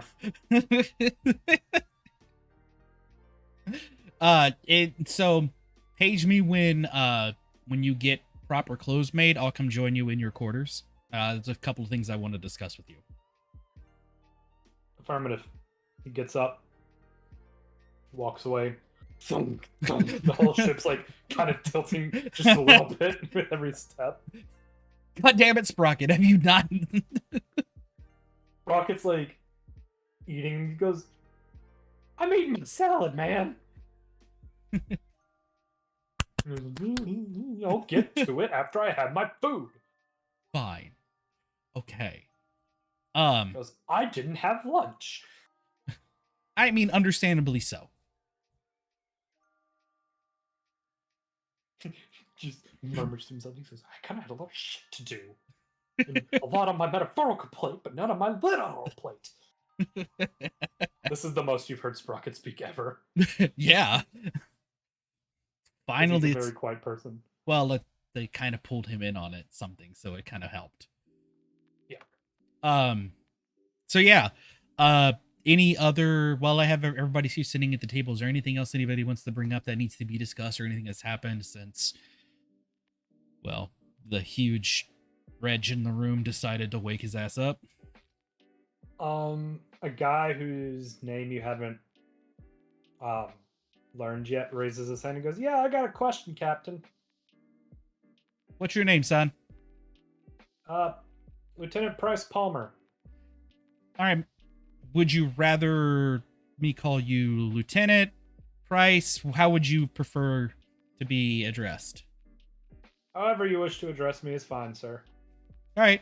What's up? What's going on your mind, Palmer? When can we expect the mech suit program to come back to fruition now that Huge Reg is back on the crew? Probably tomorrow, knowing Huge Reg. He goes, second, is the list still intact? As far as I'm aware. Cool. Yes, this is the guy that's first on the list. You are 100% correct, Samada. But I haven't had a discussion with anyone yet, so he basically has to go under the guise of everything's operating as status quo. And with that, he says, cool, so I can expect to get my suit tomorrow? If all things go right and as intended, possibly. He goes, affirmative. And then goes back to his food, which you can tell from there is some Indian cuisine. Okay. Dropping these nuggets of information that the fucking goddamn Space Union is going to question me about later. What kind of food does Lieutenant Palmer like? Indian food. That answer is correct. You're not required to learn their names or anything anymore because you've been fully appointed captain. Well, no, you are expected to. You're just not on the time deadline anymore. So things slowed down because a lot of shit has happened. Okay. So, does anybody else have anything they want to discuss before I head out? Couple people murmur against themselves. And you see someone else. Hold on 1 second. Let me get. Gotta make up a name on the spot. Yep. The answer is wrong. Trying that on the dare that day. Go back to being an ensign. That would be funny. Another girl that you don't recognize raises her hand. Yes. And you are? Yes. Ensign Kendra O'Leary of engineering. And same question to you, Lieutenant Kendra O'Leary. How would you prefer to be addressed? However you see fit, Captain. This is your ship, and you can address us You can address me however you see fit.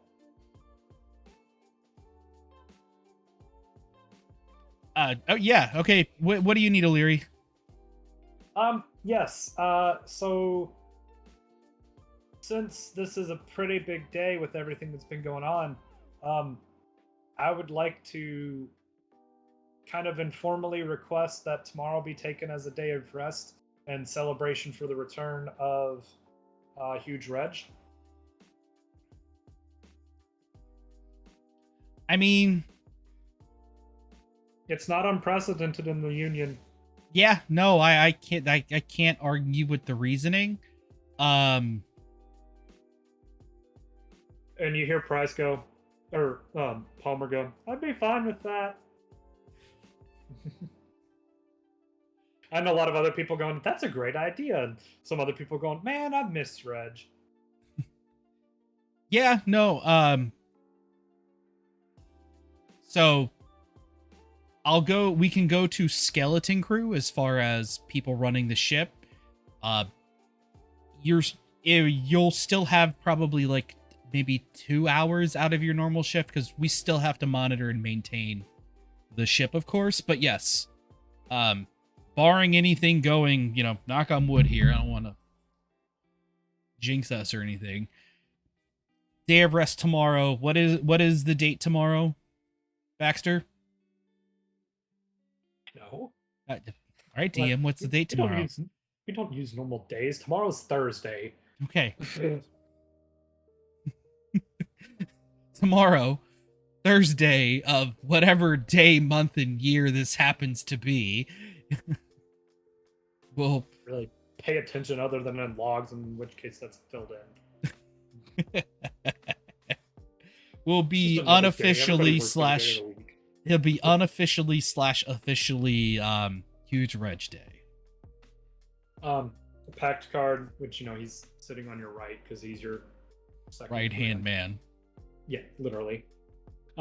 He goes, hey, Captain, so we do have some stuff on the docket tomorrow. I would say that we could reasonably assume that festivities can begin around.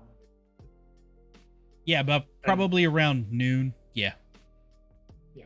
He goes, so yeah, I can get a memo typed up for you if you'd like, and rough scheduling of things to expect people what they need to be doing. Okay. So, sounds good. All right, you get a page from you dredge, and right as you're finishing your bacon fried rice. Awesome. On my way to Huge Reg's quarters, I want to page Smith, Price, Kilman, and I also want Pact Card, Baxter, and I think that's everyone that knows what's going on. Yeah, and the ghost, but I mean, and the ghost, but he can just pop in. Yeah, like quietly page them to. Yeah. So when you arrive at Huge Reg, him and the ghost are already talking a little bit. Huge Reg he's in casual clothes, but they actually fit. He's wearing like jeans and a hoodie. Awesome. Okay. Comfort clothes. So, this is, I don't, this is going to be a lot to kind of spring on you at once, especially since there are 3 people here that you've never met. This is Lieutenant Allison Smith, Lieutenant Jackson Price, and Lieutenant Marcus Kilman. Smith, raises her hand real quick and goes, to interrupt you, Captain, we about to brief him? Yep. That's getting, cool. It was going with that, but I'm leading with your assigned roles here first. Cool. Lock the door. Yep. Okay. So, Smith also says, also there is clearance to brief the rest of the bridge crew, which would really just be Sprocket. Do we want to go ahead and just bring Sprocket in on this right now? You're more than welcome to. Technically, Alamar is bridge crew as well, and he's authorized as well. So. I mean, yeah. Well, let me page Alamar and Sprocket the head in here too. They arrive after a couple minutes. And then Alamar locks the door behind him. Yeah, thanks for locking. Yeah, thanks for lots. Like, so welcome to the party. Huge Reg goes, I thought that was tomorrow. You're right. It is tomorrow. But this is something that's a little more accent syndrome's reappeared now. Now that he's calmed down. An 8 fucking metric shit ton. So yeah. Two metric shit tons actually. So everyone here knows Lieutenant Smith, Price, and Kilman. However, Alamar, Reg, and Sprocket, they're not lieutenants. They're junior admirals off of Castian's Fist. They are assigned to our ship as the eyes of, well, the council. So they are acting only as lieutenants to not, and they're assimilated into the crew as to not to warrant any sort of suspicion or anything. And basically they're the ears. And if anything has to happen off of the books, these are the guys that make that happen. Lieutenant, since we're here, Admiral Price basically says, so basically we've been appointed a security team since that was our original specialty, and our specialty along with Cassian and on Cassian's Fist. Reg, Sprocket, Almar, you all are authorized to know of its existence, but nothing else. You can never speak of its existence or confirm its existence to anybody other than anybody that's in this room. We were basically appointed as a spec ops security team and an ethics committee. So basically anything that's not clearly written in the books or maybe considered a gray area, we make those decisions so that there can't be any backlash from the council, Union Council in the future. And kind of piggybacking off of that, we were talking about the surrogate thing that Alamar is. So there's also currently another one being built under the guise of... It's Smith. Yeah, but what's the name? It's Spirit Strider? Yeah, Project Spirit Strider. Yeah, Project Spirit Strider is basically Surrogate 2.0 because we want to... Kind of the same thing we want to... Oh, Tiny Reg, get your ass in here. I mean, I know you can hear, but get your ass in here anyways. Oh, he was already in here. Oh, yeah, that's right. He was there talking. Duh. We want to give your brother the ability to have the ability to touch, to feel, to have the other senses that he has no idea of. And this is actually, I kind of wanted to bring some of this up. I'm gonna pause you real quick. Okay. Out of game. If you want to add them to your notes, the secondary specialties for the ethics committee. Smith was engineering.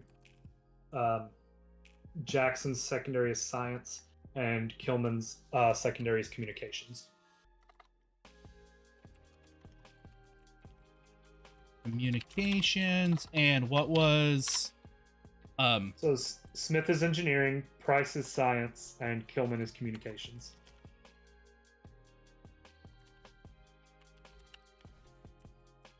Okay.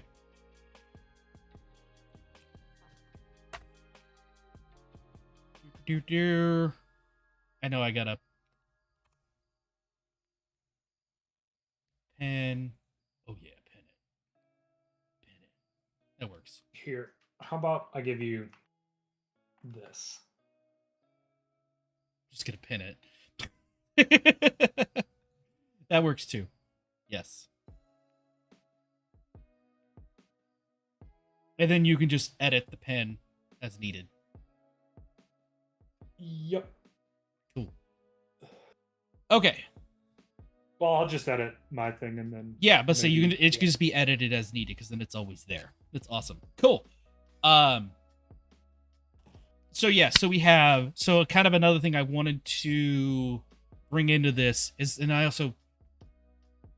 we did get Tiny Reg his keyboards, right? In his own realm. Did we make that happen yet? Tiny Rich says, not yet. Laura hasn't been briefed on that situation. Okay, that was I can't remember where we stood on that. So, earlier today, I spoke with Laura, and as everyone at least is aware, other than Huge Reg, uh, she diagnosed a fuck ton of shit for the damn ship, and well, she's now officially 3 different primaries all at once, and we're gonna first try and get Tiny Reg some physical keyboards in his own dimension so he can type faster, so we can interface with them better, and also want to talk about potentially bringing Laura into the fold of this if she's proven to be of sound mind and is trustworthy. Nothing against Baxter or nothing Baxter's against here as well. Yeah, nothing against you, Baxter, or anything like that. This is more from a security standpoint. And I know we talked about this before we even thought of this idea before Reg woke up, but I'm just kind of bringing Reg up to speed. Then figuring that out, once we figure out getting Baxter or getting Tiny Reg his keyboards, then we want to work on implementing that into Spirit Strider, because this technology that we're developing already exists on Cashin's Fist, and that's how the sub VTF communicates directly to that as a backup. Oh yeah, Reg, that's also happened too. There's a terminal that directly communicates to Cashin's Fist, which yes, also is a real ship. But you don't know that, but it is. We were there. You were still on this ship. And yeah. So and then we now have a thing in place to where it's only I have access to the backup terminal, and I can take a physical printout or readout of the sub VTF and give it to Tiny Reg. It gets destroyed, but then Tiny Reg can crunch numbers to figure out what's going on. Yep. Did I miss anything? Admiral Kilman says, I'm gonna step in. He has finally have enough saucy points. Kat, what are you gonna do? While we're waiting on Kat, Admiral Kilman does say, with the return of Huge Reg, I'm going to withdraw the suggestion that we undergo the knife early, and we'll stay in our positions as the lowest 3 totem pole members on the mech list. Also, another thing that you need to know, Huge Reg, is that the 3 of us already have the chips implemented. That's something that the entire crew had implemented, but we weren't going into mechs yet. That was something that we had implemented into us as an entire crew before you all even had it implemented into Baxter. Yep. And yeah, no, that makes sense. There's no point doing that because we have the capable monstrosity hands that is a Huge Reg. Does it cost 7.5K? What is I will say, me and Bones have already determined our next game that we're going to be playing. It could be a potential hybrid talk show on Thursday that we do it. Oh. Or 750,000 upload a VOD. Or it could be we will potentially do our next game either on Thursday if we determine that the talking points are too sparse for us to just do a straight talk show, which granted it is a very casual laid back game at our own pace. Either that or we'll do it on Tuesday. Yep. I have 45.5K, but I don't really matter. I have 37.5K. But yeah, so that's bringing you up to speed in a nutshell, Reg. And also Sprocket. And Alamar too. Yeah, sorry. Smith does say, so we've reviewed the file of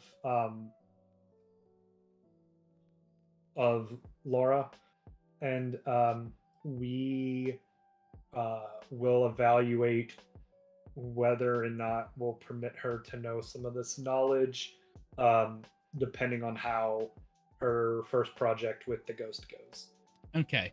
Because the thing is part of the issue, well, I guess, yeah, if it goes really well with the keyboards, then it stands the reason that everything else compounding with uh, So, Spirit Strider.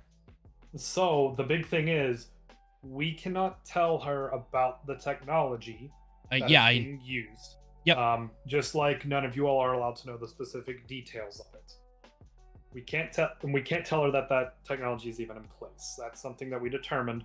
But we can't. What we're going to base it off of is we're going to give her the parameters of the Spirit Strider project, and maybe potentially bring her into the fold of us here, being here and what we are, and as an ethics committee, um, depending on how much noise is generated out of the keyboard project. If it stays pretty quiet and down low, then we'll bring her into the fold. If it becomes a massively rumored thing, then we're not going to entrust her to know our secret on the ethics committee or anything like that. That makes sense, yeah.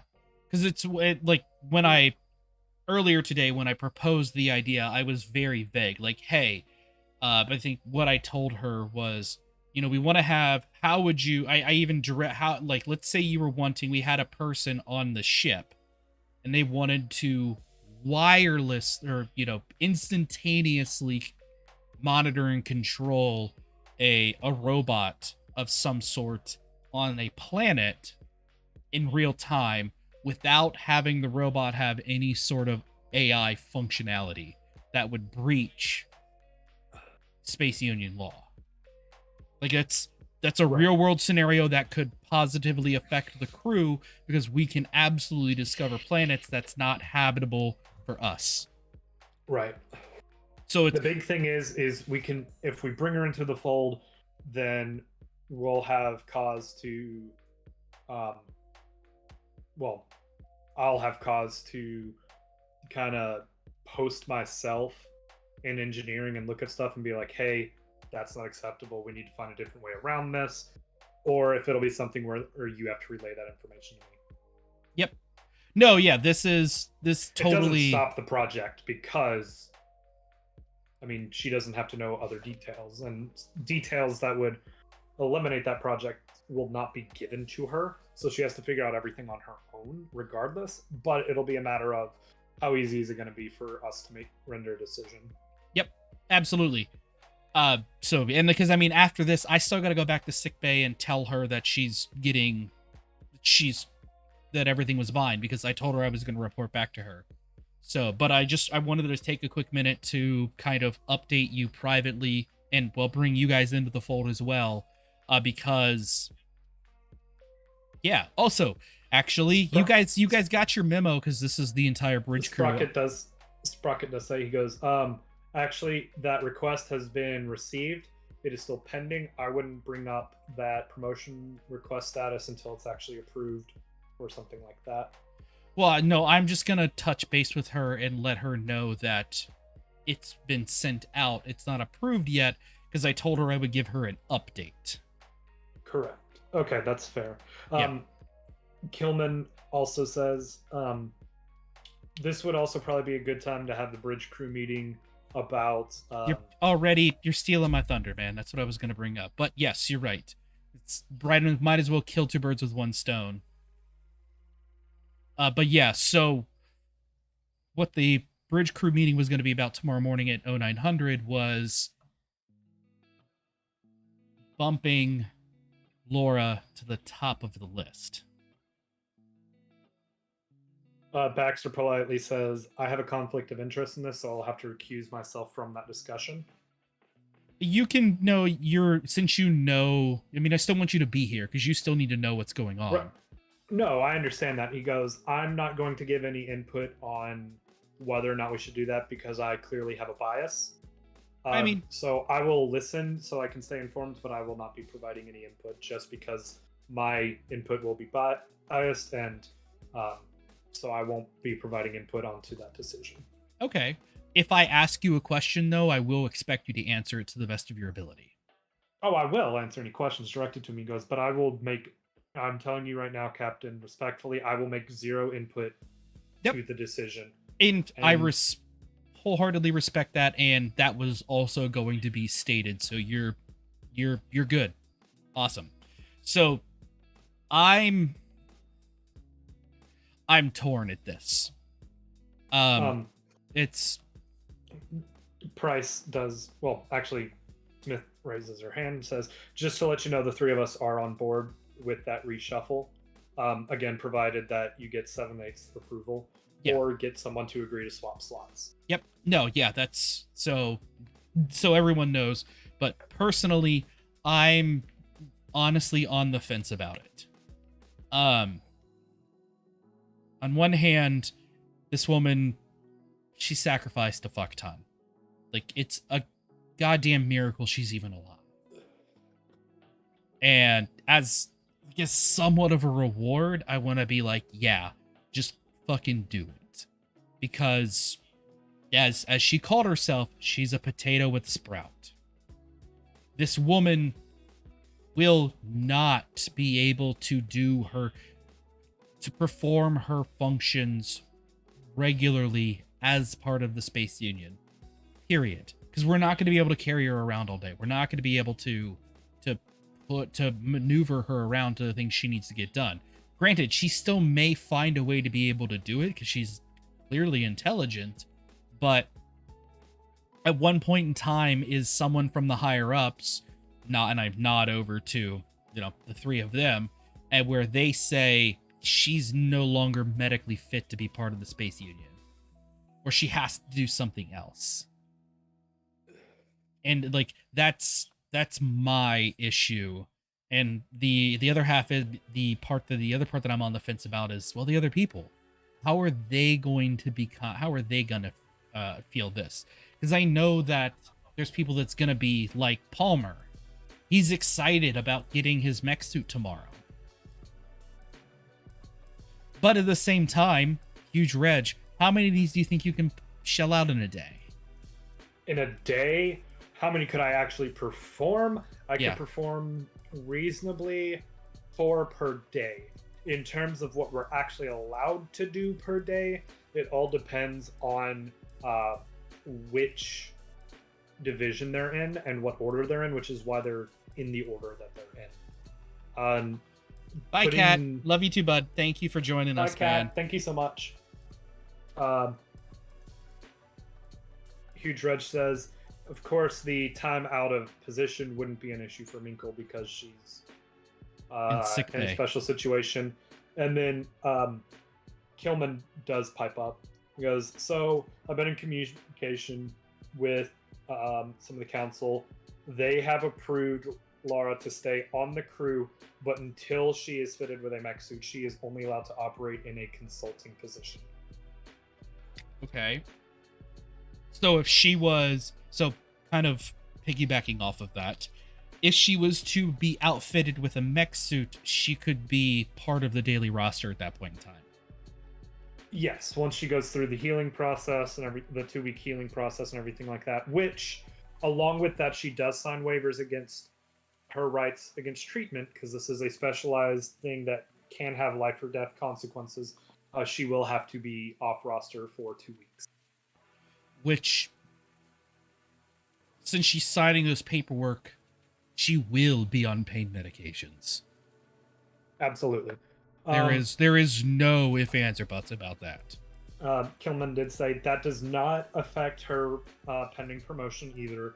I made sure to put an amendment in that after you sent it.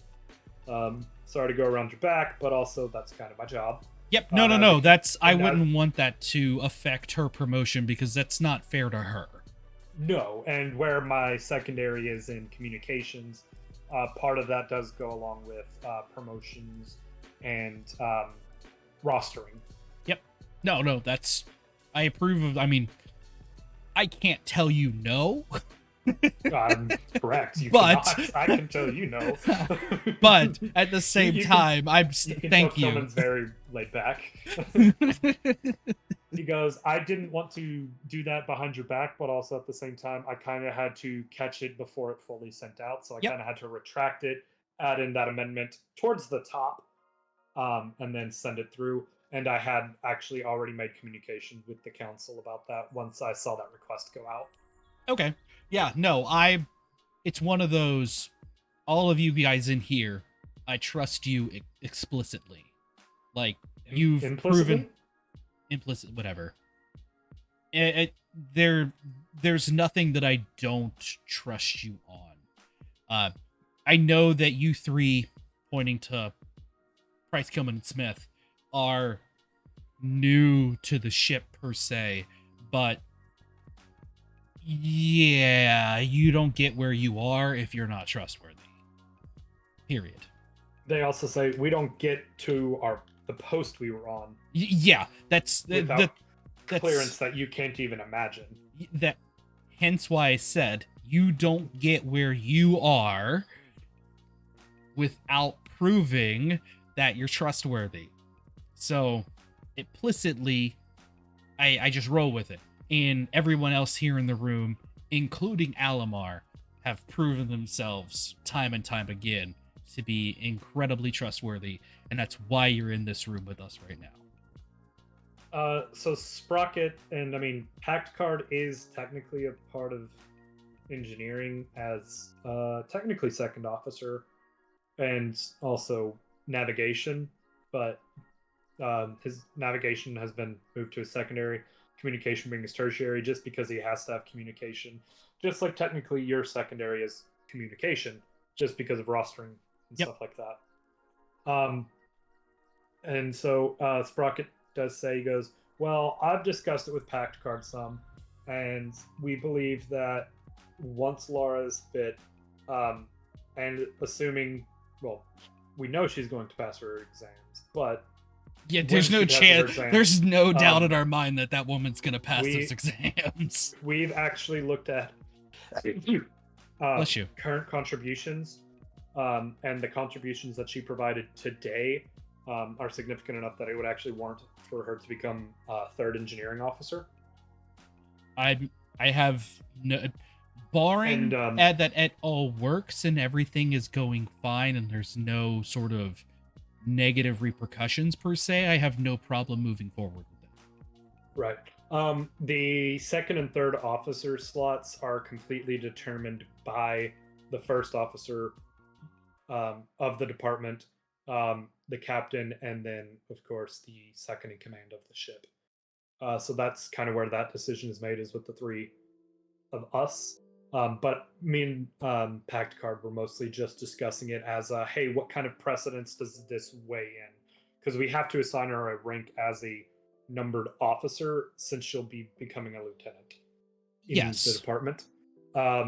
And potentially even higher, because depending on how she scores on her lieutenant's quizzes, she actually does have the option to, if she ranks in the 99th percentile, she does actually have the option to expedite the process to becoming captain of department. So then you'd answer to her? Yes, that would technically make me second officer at that point. That would be, I mean, because although I will say in 2 weeks, which would be around the same time that she would be able to take her captain's test, I'm eligible to take my captain's. So it would be one of those things where it could actually potentially be a contested thing between the two of us. Or you both become captains and it just is what it is. Right. That is an option where we can both become, both technically be first officer, and then Pact Card would be moved down to third officer, is also a potential option. But anyways, where I was going with that is, I would move to put it forward to going to the vote for everyone, and my position is strongly to recommend that she get the next mech suit, purely from a standpoint of she won't be able to contribute to a significant value in any of her three departments in the condition that she is in, and the potential inputs that she could put in, given that it's her three fields that she would be in, it could potentially expedite the process a lot more. Yeah. And make it to where any future iterations are more efficient. Well, that's kind of why I asked how many Reg could do in a day. Since she's in medbay and is for the foreseeable future, her getting the next mech suit and still doing Palmer in the same day is a viable option, because we've already scheduled Palmer's leave for this. Correct. Huge Dredge does say, reasonably tomorrow, since we're doing the half day for festivities, I could knock out 2 surgeries tomorrow. Okay. Is what I could do tomorrow. So if you can either get Palmer or someone in the top 5, there is precedence for things being moved around on this list. If you can get her in the top 5, then we can get her scheduled in tomorrow. So I had the thing tabled for me addressing the crew at noon. I think I'm going to go ahead and make that 9 a.m. tomorrow, because everyone will be awake, get it taken care of. Is 10, 11, is 3 hours enough for you to perform both surgeries? He goes, it's tight. Would it be better if I just do 8 to give you 4? If you do 8, if I don't attend the meeting and I spend all that time going ahead and prepping to prepare for 2 surgeries, so prepping 2 surgery rooms, and as long as Baxter will assist me on both surgeries, then I should be able to get both done, not by noon, but by about 1. Okay, because I don't want to do it like at 7 a.m. Right, starting them at 9, I can, as long as Baxter accompanies me and him both spend time prepping 2 surgery rooms. Starting right at 7:30, getting that prep started and everything. Because that's the big thing that takes the most amount of time, is prepping everything. Yeah. And also, of course, sheer time. But if I have an assistant like Baxter, who has overseen one of he went through the surgery, didn't oversee it, but he is a little bit more familiar with the mech process, and he has his mech suit to help as well. So you will have technically a third set of hands. Correct. I can reasonably get it done by 1, which we could. Which the scheduling that packed card hasn't quite sent out yet. We can finagle that to 1. We can finagle it to where noon is where changes will start, and give ample time to prepare people, like getting showers, getting food, getting dressed, and start the official festivities at about 1:30 or 2. Okay. Yeah. I can finagle that to get 2 surgeries in tomorrow. Okay. And since neither one of you will be in the meeting, can I go on record and then say that you both support the decision of Laura?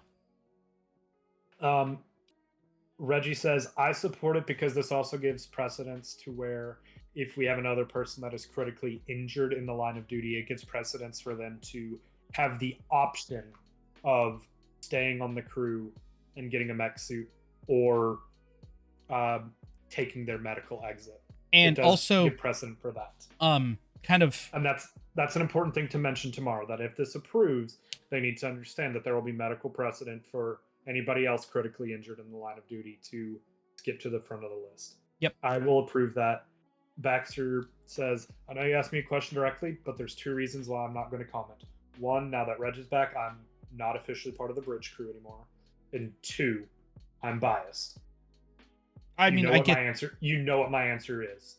Okay, I know what your answer is because you're biased, but imagine that it's Palmer, and this is the same thing, but instead of it being your sister, it's Palmer. Would you be okay with Palmer doing what you're in the same situation as your sister? How about we reiterate that? Let's say that it was Kendra O'Leary. She's 28th on the list. She's not next on the list. That changes the scenario a bit. Okay, if something happened in engineering tomorrow and O'Leary lost, all of her limbs, 1 of her limbs, 2 of her limbs, however many limbs, I would say that if she took the option to stay on the crew, but go into a consulting position until mech suit. I would say that reasonably it would make sense for her to be expedited, just because that's something where she made a sacrifice in The line of duty. a very large sacrifice in the line of duty, whereas all these other people, they've agreed to get these on a timeline that we establish. No, hypothetical Palmer is not taking the spot of his sister. No. So what it is, we created this list based off of surveys and people's performance, which did drive people to perform higher.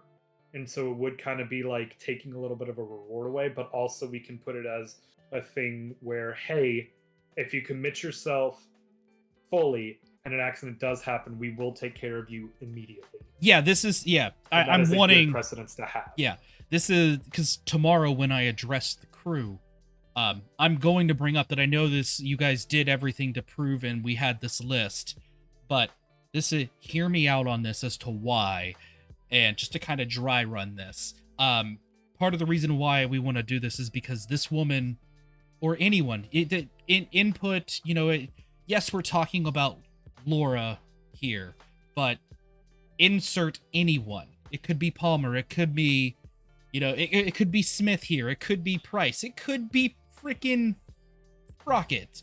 For all we know, anyone that gets injured in the line of duty, and it is our responsibility as humans and as crew members, and I guess ultimately officers, at least coming from my perspective, to make sure that you, my crew, are properly taken care of. And yes, I understand that makes... I will say, everyone on your ship is an officer. Every single person is at least an ensign or higher. Ensign is just officer that hasn't completed lieutenant testing. They're basically entry. Okay. So everyone is an officer. I mean officer as in... Yeah. Yeah. As an officer from my perspective, as being the captain of the crew. Not being as the view of an officer, but I understand your distinction. Right. Most ships do have both enlisted and officers because of the specialty of the ship. It is yeah. Everyone is an officer. Okay. Except for maybe a couple of the powered people, but I think most of them at this point will have gotten promoted. Yeah. I haven't decided that in my mind yet. So yeah, and that's where decision made. Everyone on the ship is an officer, period. There you go. And some higher. Basically what I'm getting at is that we have this woman, we have a crew member. Doesn't matter their gender. Injured. Critically injured. She has one arm. That's it. And not 3 even fingers. A full arm. She has 3 fingers and the rest of her arm. That's it. Sprocket also does say, and given her insight earlier, we actually were able to find the coolant link on engine number 2. And we were able to find out that engine 4 was having excess power draw due to that. So from her bed, she was able to diagnose not 1 but 2 engines. I don't know if I want to bring that up or not. No, I'm just saying, we want to bring up that. I want to bring up that value. Yeah, no, that's I'm from a bed. Yeah, so what I can say is that is going to be kind of a trump card. Even myself, insert fan character that you didn't. Yes, well, because I haven't met everyone in the ship yet. The fan character could totally be a thing. You know what? We should. I have an idea. For all of you people... I know your idea, and I am making a reward. No, well, the reward... I'm making a reward. Hold on. Hear me out. This isn't... I mean, that's a great thing to do, too. But I was thinking in the Discord. I'm going to make it a lot of points, but... Yes. There's going to be a reward for you can interject your own fan character. But in the Discord, we're going to make a channel to where you only get 1 submission. 1. I'm taking your idea and implementing it. Bitch, this is what we do. You were part of this your whole idea ordeal. was good, so we're putting it into effect. That means we're taking your idea. We're using it. So shut the fuck up. You get one submission, and your self-inserted fan character. It's your job to come up with everything.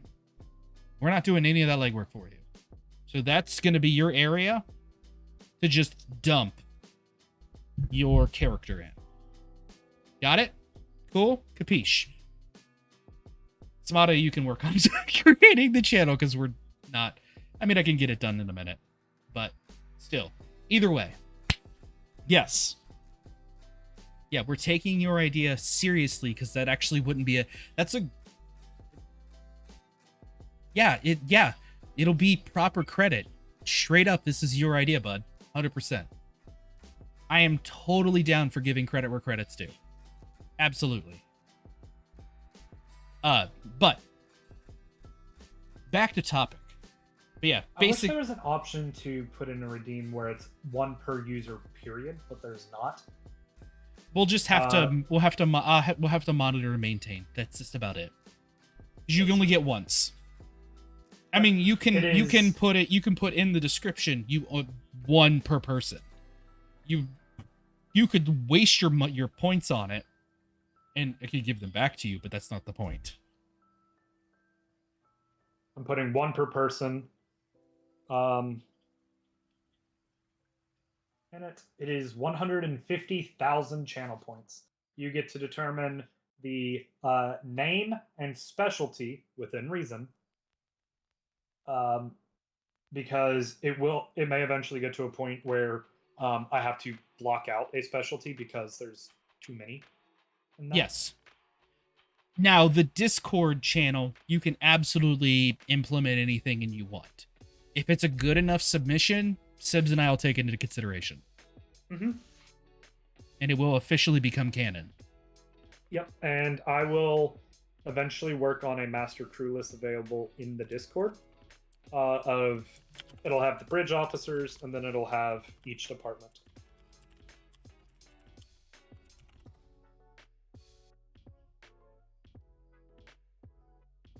So, but that is implemented as a channel reward point. Awesome. So yeah, back to what I was saying. So, I mean, nobody ever said when we had to implement them. And nobody ever said that it had to be this season. Just that if we come across a good thing, or if you redeem the channel point, your character becomes canon as a channel point. Right then and there, it gets integrated into the story. If you make a Discord post and we find it to be good, we'll weave it in, we like it, we'll discuss about implementing it in, but you won't know.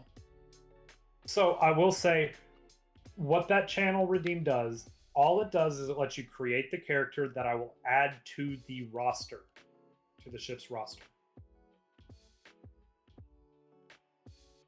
So if you were to redeem that 150,000 channel points, actually that's a shit ton. Yeah, but let's make that because right now Smata could do it with if you made it 50,000. I think I was gonna make it 30. I was gonna say 25. Let's just make it an even 20. Okay. Actually, I'm gonna go 15. That way, because that's a lot of channel points. That is a lot, yeah. But it's one of those. I don't want it to be something that everyone and its mother is just going to be doing it, because that's gonna take up a lot of time, effort, and energy. Right. I'm not against it per se, but it's also going to affect. I'm gonna put it at 12,500. Okay, I'm down. That seems reasonable to me. Yeah.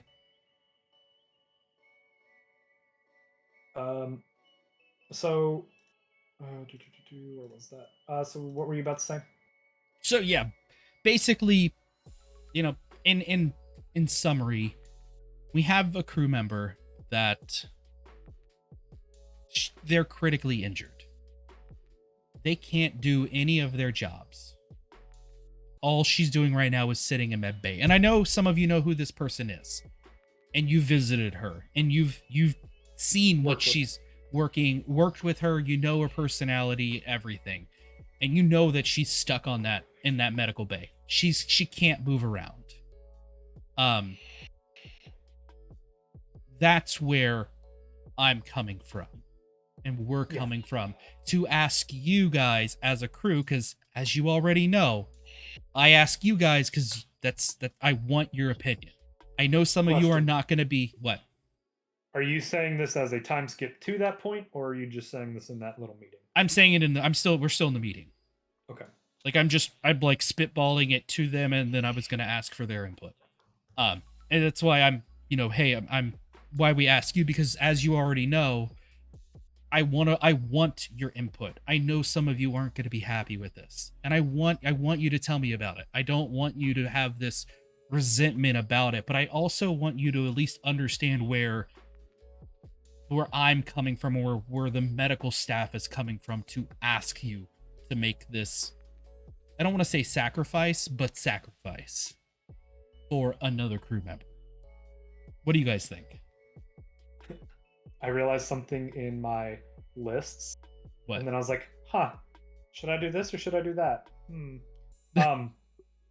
Do you remember the Grand Union Council members? Yeah.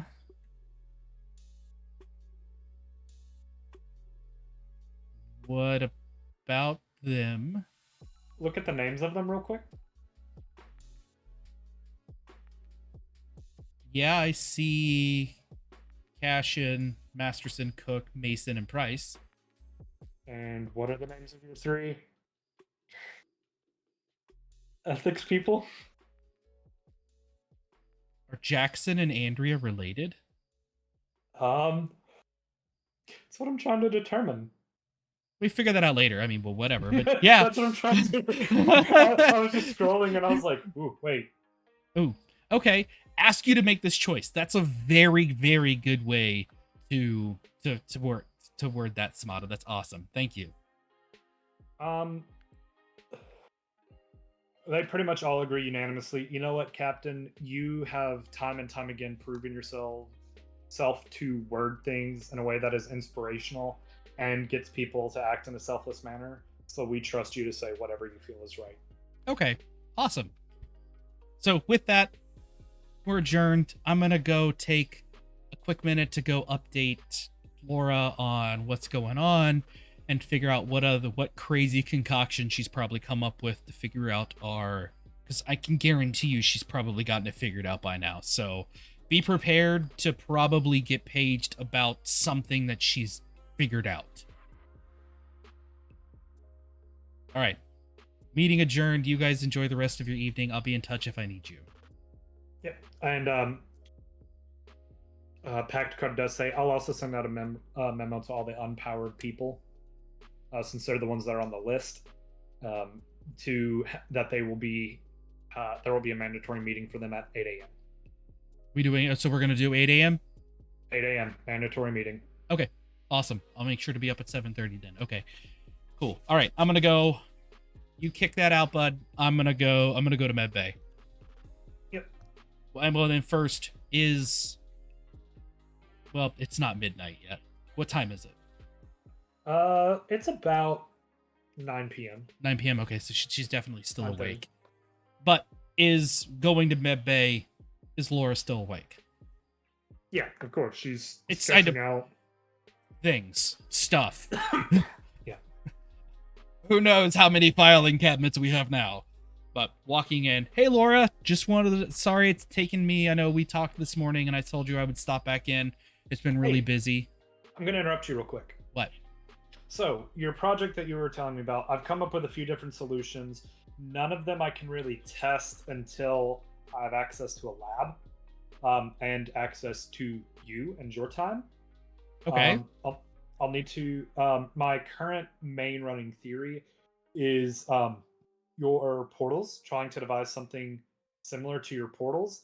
And I'm going to be testing wireless latency over distance and see if there's an effect, whether it travels through one of your portals versus traveling the same distance outside of outside of your portals. So basically, like thinking if I create my portals, which can be 8 feet apart from one or 6 feet apart from one another, does it just start? Does it skip the 6 feet, or does it just continue to travel normally?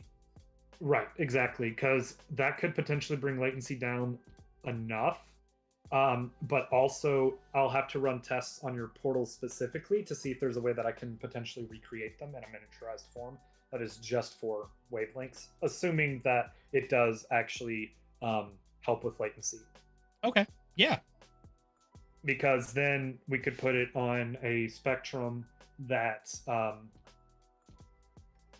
basically is it would still be wireless, but it would almost be wireless. Or sorry, it would almost be wired latency. Okay. Potentially. We'll have to run some tests on that. As you were saying, Captain. Sorry to interrupt you. No, you're fine. So just or I mean, I know you're not taking any pain meds, but how are you feeling pain wise right now? Right now it's about a 4. That's good. Not Hey, bad. that's good. Wanted to touch base. I know that Packard and everyone they kind of ran stuff by you already and talked to you about stuff, but I told you Yes. that I would come talk to you about it. So I have pushed out the recommendation about changing your specialties. I do want to update you. And Sorry. yeah, what's up? I know that you're taking I on 3 at once. Yes, I will tell you that I scored in the 95th percentile on my medical exam. High 3? I 5? I mean, that's awesome. Good for you. Good job. I appreciate the sentiment, but don't ever say high 3 to me again.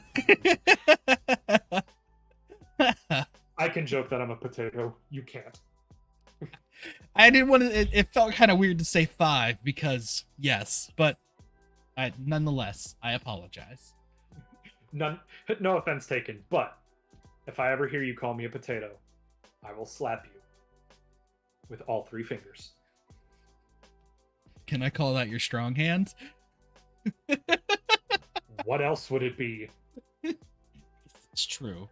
It's also my weak hand.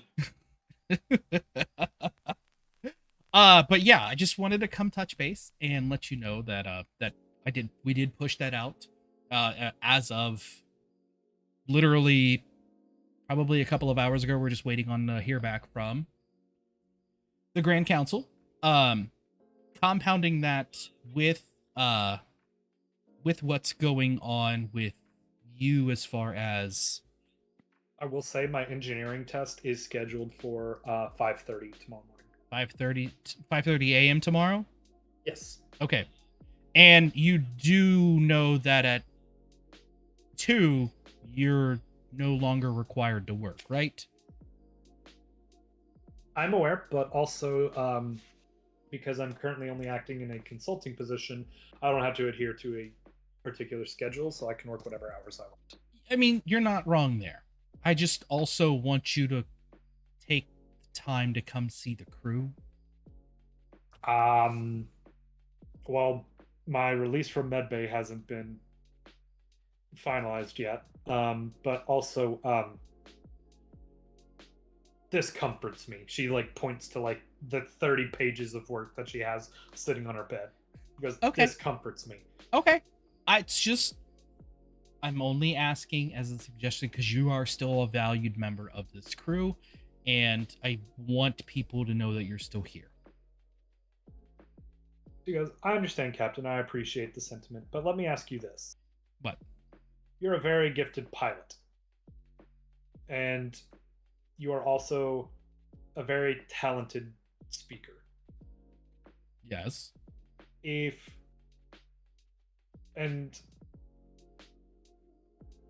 tomorrow, for whatever reason, you were unable to ever fly again, would you just sit around and pout around? Or would you work on your amazing communication skills and try to further excel that? I mean, I would work on that, absolutely. So I know that's what you're doing. That's where I'm at. Yeah. I was very, I mean, I won't say very gifted. I was okay as a medical ensign. but I'm very gifted when it comes to physics and electronics. I can't tinker with my hands anymore. So my next best comfort is coming up with new theories and designs and improving them. My 100%. mind is my best asset. It always was, but I can't let the fact that I can't physically make my designs keep me from using my greatest asset. Absolutely. Uh, so I get that. What I'm It's just like I'm sure if you were kicked out of piloting, you would start writing piloting manuals or something, strategies. yes, something of that nature. You're right. Where I'm coming from is just because you have this gift and everything else, everyone requires some sort of relaxation. And I know you said that this is comforting to you and everything. I just we're celebrating the life of Huge Reg coming back to us and compounding that you, because just as we didn't know that we didn't know until you created that homing beacon. So this is just as much of a celebration of you surviving as well as Huge Reg surviving. So there is no pressure. I'm not ordering you to do it. If it's something that you want to come visit to eat some food and to see people that you knew prior to that haven't come visit you yet because of XYZ reasons, please feel free. If not, I'm not going to hold that against you at all either. Captain, can I ask you a personal question? Absolutely. Do you believe in second chances? Yes. I mean, Alamar is living proof of that. Fair. So here's where I'm at with this. I kind of took my mind for granted before.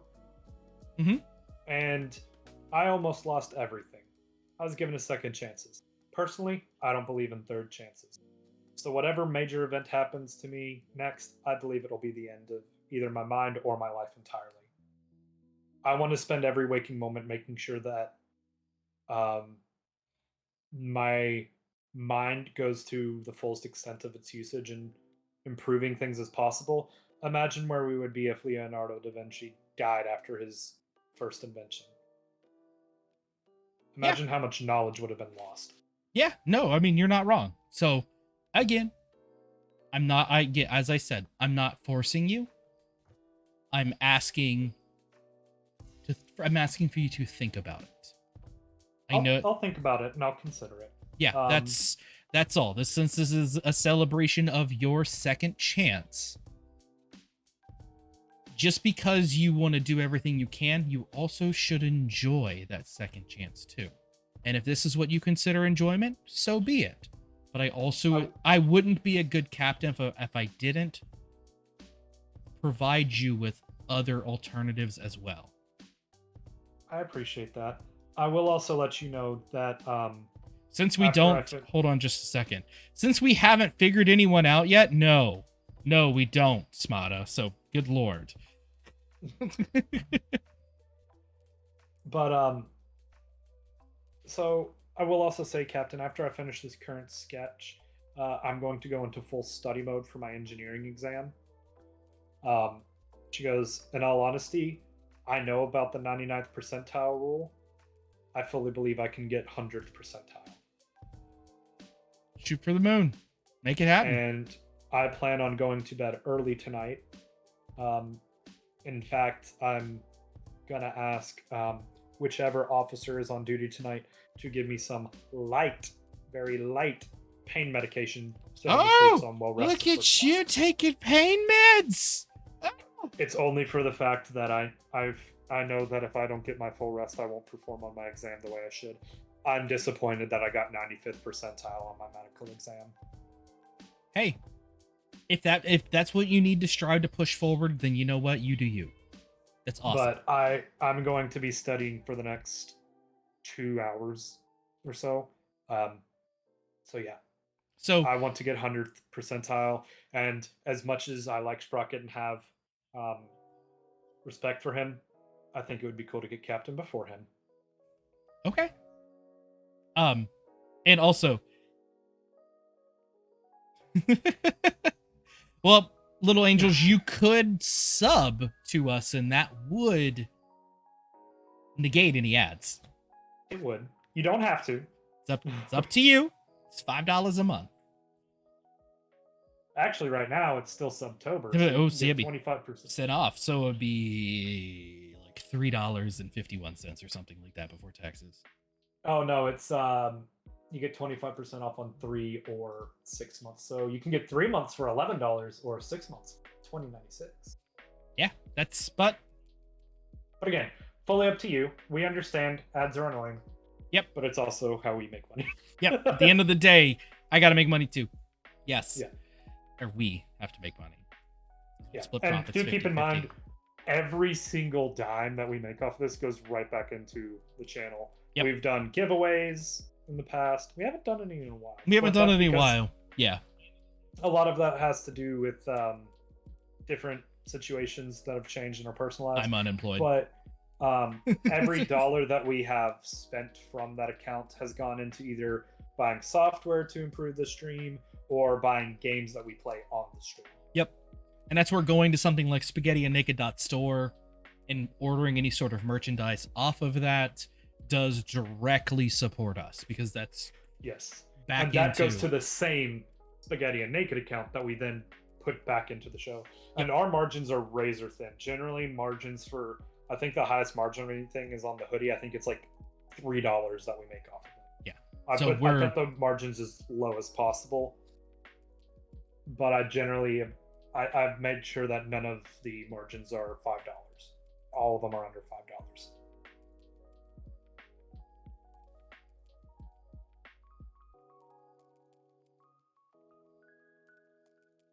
But she's about to skip people online to get a Scooty Woody so she can move about, but she can't show up to celebrate 2 lives not lost for 30. Oh, I'm like, what? Oh. She doesn't know that she's about to skip line. Yeah, she has no idea. She has no idea this is going to happen because since it's not official yet, she has no idea. What I do foresee happening is that if this does go as intended, she may feel obligated to come say something. She asked for it, but we did not confirm that it was going to happen. So I only told her that I would look into it. I have not confirmed one thing or the other with her yet.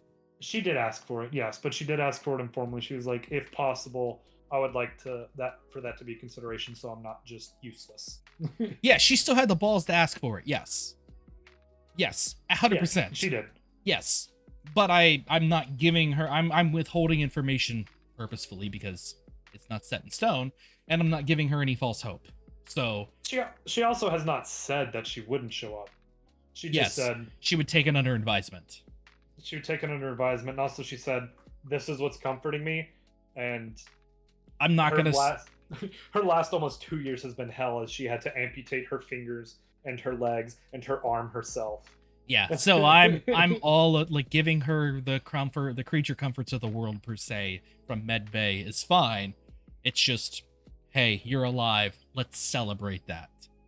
But yes, APOC, 100% you're correct. Yes, that is a little bit weird because she's deciding that she needs to get crunk. Yes, she needs to get yes, but it also she's also not medically. Yes, would she even really get a hangover? I don't even know. Who knows? I don't know. Are hangovers even a thing? Time, one of the important things with any kind of role-playing scenario is not role-playing with outside knowledge, but role-playing specifically to the character. So even if that seems like a dick move for that character, that's a character flaw. That's a character personality trait. So it is rude. I agree. It is rude, and she absolutely should attend. But I'm also going to play her as the character needs to be. Yes. So. Okay. Yeah. She's totally. Yeah. APOC's awesome. Hell yes. Yeah. There you go. So yeah. So okay, cool. Well, I'm gonna let you get back to your studying. Actually, before I leave, did you have any sort of I mean, I don't want to take any sort of the drawings or anything away from you if you're not done, but have you completed anything that I can pass on? Um, Or do you right. want me to just check back in the morning? If you don't care to check back in the morning, it's not that I don't necessarily trust anybody with these. It's one of those things where like I haven't. Uh, it's a bunch of chicken scratch spanning 50 pages. These No, 30 pages are just the most recent, and it's one of those things where if someone else starts to do it, I would like to be there so I can help them make sense of it. absolutely. It's totally one So, of those things I'm asking. If not, cool. I'll check back in the morning. I'm going to anyways, so cool. Enjoy your studying. Enjoy the things that comfort you, and best of luck on the exam tomorrow. thank you so much, Captain. I really appreciate it. And it'll honestly depend on how I'm feeling tomorrow on whether or not I show up. Okay, that's fine. If my pain's back up to like a 6 or higher, then I'll probably just want to stay in bed. I can understand that. Alrighty, well I'll leave you to it, Laura. We'll talk. I'll see you tomorrow. Alrighty. Have a good evening, Captain. You too. Bye bye. I gotta go to bed. It is now 7:30 in the morning. Oh, What? fair enough, apocalyptic. Absolutely. 7:30 in the morning. You've Yes. gotten just quick comms updates from Reg and Baxter that they are currently prepping the surgery rooms. Okay. And Um, then yeah, I'm gonna go. To Get cafeteria. breakfast. Get breakfast. Breakfast is going to be. You know what? I'm gonna have a Mexican breakfast. Sounds fucking. I want huevos rancheros. That sounds amazing right now. That sounds so Actually, good. it really does. So, I'm a big fan of huevos and chorizo. I could go for some chorizo right now. That sounds pretty damn good. God, yes. Of course, yes, of course. Well, that's because that's what I had for dinner tonight. I had huevos rancheros for dinner tonight, so that's why. Why do we never see Quirk's workout routine? Because I don't have one. He has one arm, dude. I only have one. You made enchiladas. That sounds amazing. You and Laura are actually in pretty similar positions where you both only have your left hand, your left arm. Yeah, like what workout routine? I'm gonna curl one. I mean, I guess technically I could, but at the same time, I have a At the same exoskeleton. time, you don't have a heart or lungs. Yeah, so like I would get Heartless no. bastard. I am. Compounding that, I have a mechanical arm or a exoskeleton that goes on top of my human arm to make sure that I match my bionicle arm. Bionicle. Bionic arm. So I mean, I like whatever. I don't have abs. No. No, he does. Well, ish. I don't. But I don't. No, I don't. It's everything. Everything from like basically mid torso down is gone. It's all metal from. So no, I don't have. It was waist down. So you do have down to your waist. What it was is your shoulder on your right arm was cut from about neck underneath the pec. We went, roughly. yeah, we went across. So like, I don't have any innards. I have no lower. I have no nothing. That was all made. So yeah, no. the only things you still have that are physical in terms of internal organs in the torso are your liver and stomach, basically, and your large intestine and most of your small intestine. Yeah, everything else is so it's because your lungs and your heart got punctured and your lungs imploded. Yeah. So and then compounding that, my entire skeletal structure except for my head, basically from here down, is all metal from packed card printing it out, and all of the skin has been grafted and it's no longer there. So yeah, no, I don't have abs. Everything is mechanical from basically mid torso down. So it would not behoove me to work out. You do have abdominal muscles, but they're kind of useless because I mean you've got mechanical waist and everything. Yeah, I'm not, and that's all supported via my back. Like yeah, I can't over those mechanical parts are more powerful than my chest. I can't control that. Yeah, I'm not Reg. He could work out all day and it wouldn't affect his abdominals just because there's so many, I guess we'll say, handicaps. Yeah, there's too many systems in place that even if I tried to do a regular crunch, my back is still doing all of that work. Yeah. Because it's and his back mechanical. Yeah. So There's no Yeah, point. really, the only thing you can do is work out with your left arm without the mech, Which, without the exoskeleton. Which, I mean, why would you? well, yeah, that's. Other than not getting flabby. I mean, yeah, there's maintaining, but I mean that's okay. Okay, then he's going for speed. Yeah, which is then limited by the mechanical Alexa. I mean, Yeah. what define Twitch appropriate? Because I already have a 12-inch cock that's 2.71 inches in circumference. So, It's 7 inches soft, 12 inches hard, 7-inch circumference, normal potency, loads of cum, and lots of power. It's like a fire hydrant when it goes off. yes. You know the movie from the scene from Scream where she goes the ceiling? Yeah. Or Hancock? Yeah. So yeah, we did dice. yeah, we totally did that with dice. That happened shortly after, because it was like, what was that? Oh no, that was the session right after the season finale. Yes, because it was I was asking about, like, I had this moment of like, what I don't have a dick. What am I supposed to do? Because then it was going to talk to Reg about having a dick, and him being like, well, why would you want one? I don't even use mine. I'm like, just because you don't use yours doesn't mean I wouldn't want to use mine. Yeah. So don't worry, it's Twitch appropriate because we are marked as an adult. Yeah, as long as it's not violating any terms of service or any sort of user license agreement, ask away, because we probably have already talked about it. More than likely. Yeah. But with that, okay, so yeah, I had my huevos rancheros and everything for breakfast, and I see that all of the non-powered people are filtering in. And this will probably be the last thing that we do, mainly because it's 12:29. We can have that meeting real quick because you brushed over everything you wanted to say. Yeah. So, but yeah, no, I was gonna say. So everything, I finish eating. They're all there. It's still not gotten any use. I know this, but I also have a really hard time wanting to like going to bed with the crewmates. I don't know. It's just a little weird. I don't want to. We haven't run into that scenario yet. Yeah. That's too weird. I'm not risking. They would have to approach him. Yeah, and I'm not about to flirt with Bones. Never make whoopee with the potato.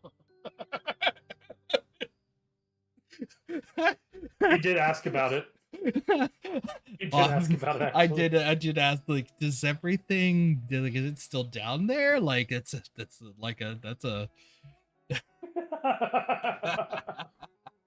So specifically, anything and everything except for politics and religion. Yep, anything and everything. Yes, and talking because it was one of those. So well, sorry, but we do add in Cosmo Voyage politics because they're whatever I want them to be. At the moment. Yeah, that's yeah.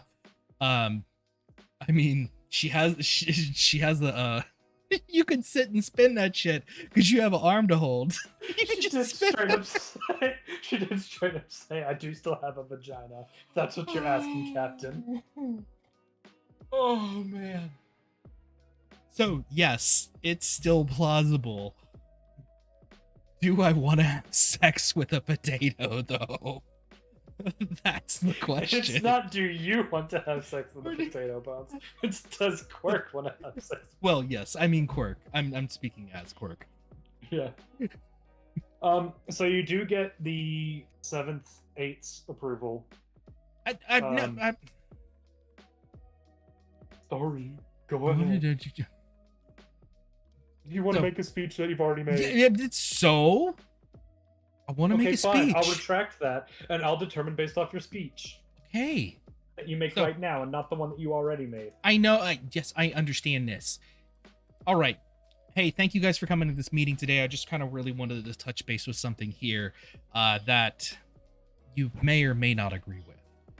So, as all of you are probably aware, Laura made that tracking beacon. We went and picked her up, and she's currently in Med Bay. The reason why I called this meeting is I really wanted to ask, for all intents and purposes, would you guys be okay moving her to the top of the list?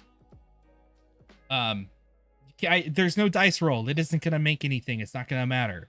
And before you guys yell and scream at me about how everything's been going on, hear me out on this.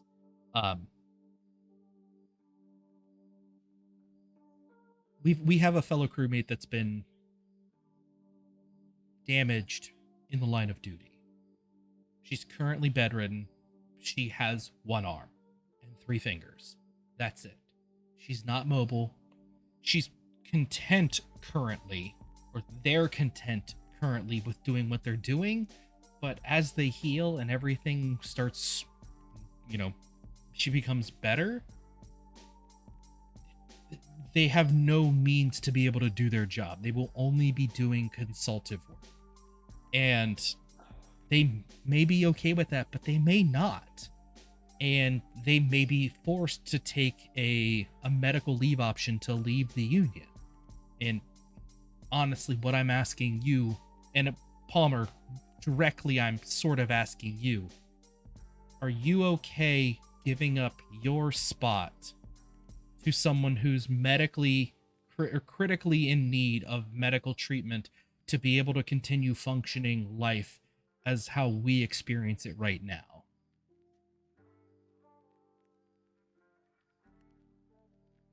Price thinks for a moment. He goes, I can't say I'm not disappointed because I've been looking forward to today for the past 3 years that I've been on your ship. Absolutely, and I wholeheartedly respect that, and I mean this as any one of you. If you have issues with it, if you want to voice them now, I'm okay with that. If you want to talk to me privately, that's okay.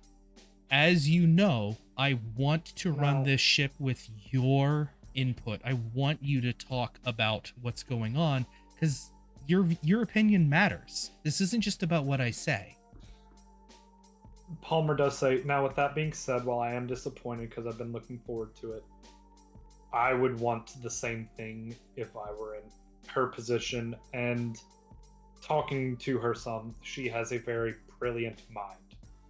Yeah, like this would set a new precedence for everyone. If you get injured, like knock on wood, if Palmer, if you walked into your job in a little bit and you got injured, you're in the same boat. You're there. You could be, while you're what we were talking about, the other board crew member, the bridge members and I, were that while you're in recovery and while you're in medbay, you're in a purely consultative properties because you can't do your job. That makes sense. But as soon as you're clear, and especially if you've been fitted with the mech, you're good to go. You're ready to rock and roll.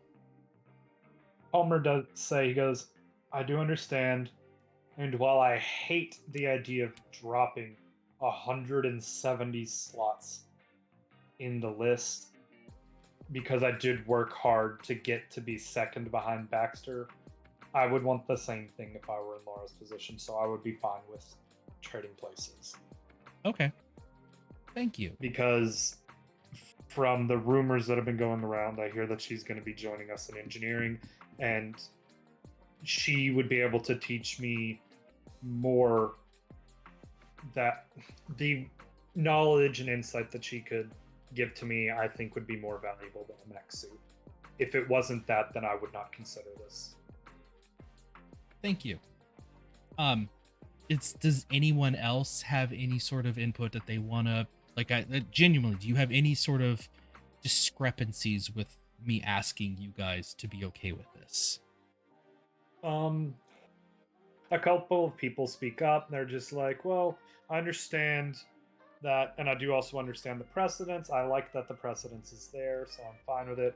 And then the person that's actually in O'Leary, actually, she's actually the 28th on the list. She says to Palmer, well, I'll swap with you so that you can be higher up. I'm not anywhere near where you were, but 28th is a lot better than 171st. And I'm going to act like I get a call from Huge Reg, because he can hear this. And hey, Palmer, I just got something from Huge Reg. This actually isn't going to affect the outcome of everything. So you're still getting your mech suit today, bud. So I do want to thank you. Literally, Reg was listening, and he said that he could perform her surgery and your surgery before the festivities, because festivities are going to get pushed back to 2 today because we want to wait for Reg to get out of surgery. And also, kind of impromptu, this is also going to be a celebration for Huge Reg and for Laura.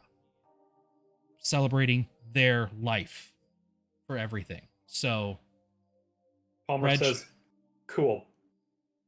Get Laura in first because she deserves to be at the festivities and needs all the recovery time. Yep. So, because she's going to be in medbay no matter what anyways, and we already had the scheduled time for you. So, everything's going to move as seen. Now, I do want to take note mentally that I do want to discuss O'Leary's actions for her preemptively giving it up, but I want to do that next time. Yeah. Because that needs to be addressed privately and so on and so forth. But yeah, then hey, thank you guys. That's really all I needed. Go enjoy your breakfast. Go do your thing. Enjoy your day. And so I go to medbay and I go knock on the door and I see that they're about to enter surgery for Laura. But what do you mean Laura doesn't even know yet? Oh, no, well, Huge Reg heard, Oh. so he started prepping her. Okay. Yeah, walk in. Hey, Laura, I see you want to know what's going on. What do you think? Laura says, well, I just hope I don't let you down, Captain. I hope I don't let them down. And then as they're carting her in right before the door closes, she says, by the way, perfect score on the engineering exam. And then the door closes. Shit. All right. And with that, we're going to call today a close. And YouTube, you were kicked out of Minecraft. Shit. That sucks. But either way, YouTube, fucking love you. You're amazing. Today is the 28th of September of 2022. This will be uploaded eventually. Keep your stick on the ice. Join us fucking live. Join our Discord. We love you. We appreciate you. We appreciate you all. Say bye, Zips. Bye, Thibs. Okay. And with that, let's see who do we have? Who do we have? Are you checking from the spaghetti and naked list? Yep. Who do we have? Let's raid the bearded Fool. fool. We haven't raided him in a long raid. I saw literally I saw that he was online. Yep. Cool. So, well, we're going to raid the bearded fool, as everyone knows.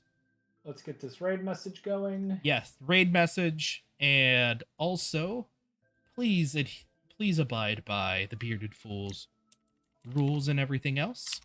Now, raid your kitchen, raid your bedroom. It is time for spaghetti and naked. Again, open this up. Make sure that's muted. Yes. So yeah. If you are subbed, go ahead and grab that second one. That includes the emotes. Yes. Grab that as well. And again, you guys have a good one. Peace out. See ya.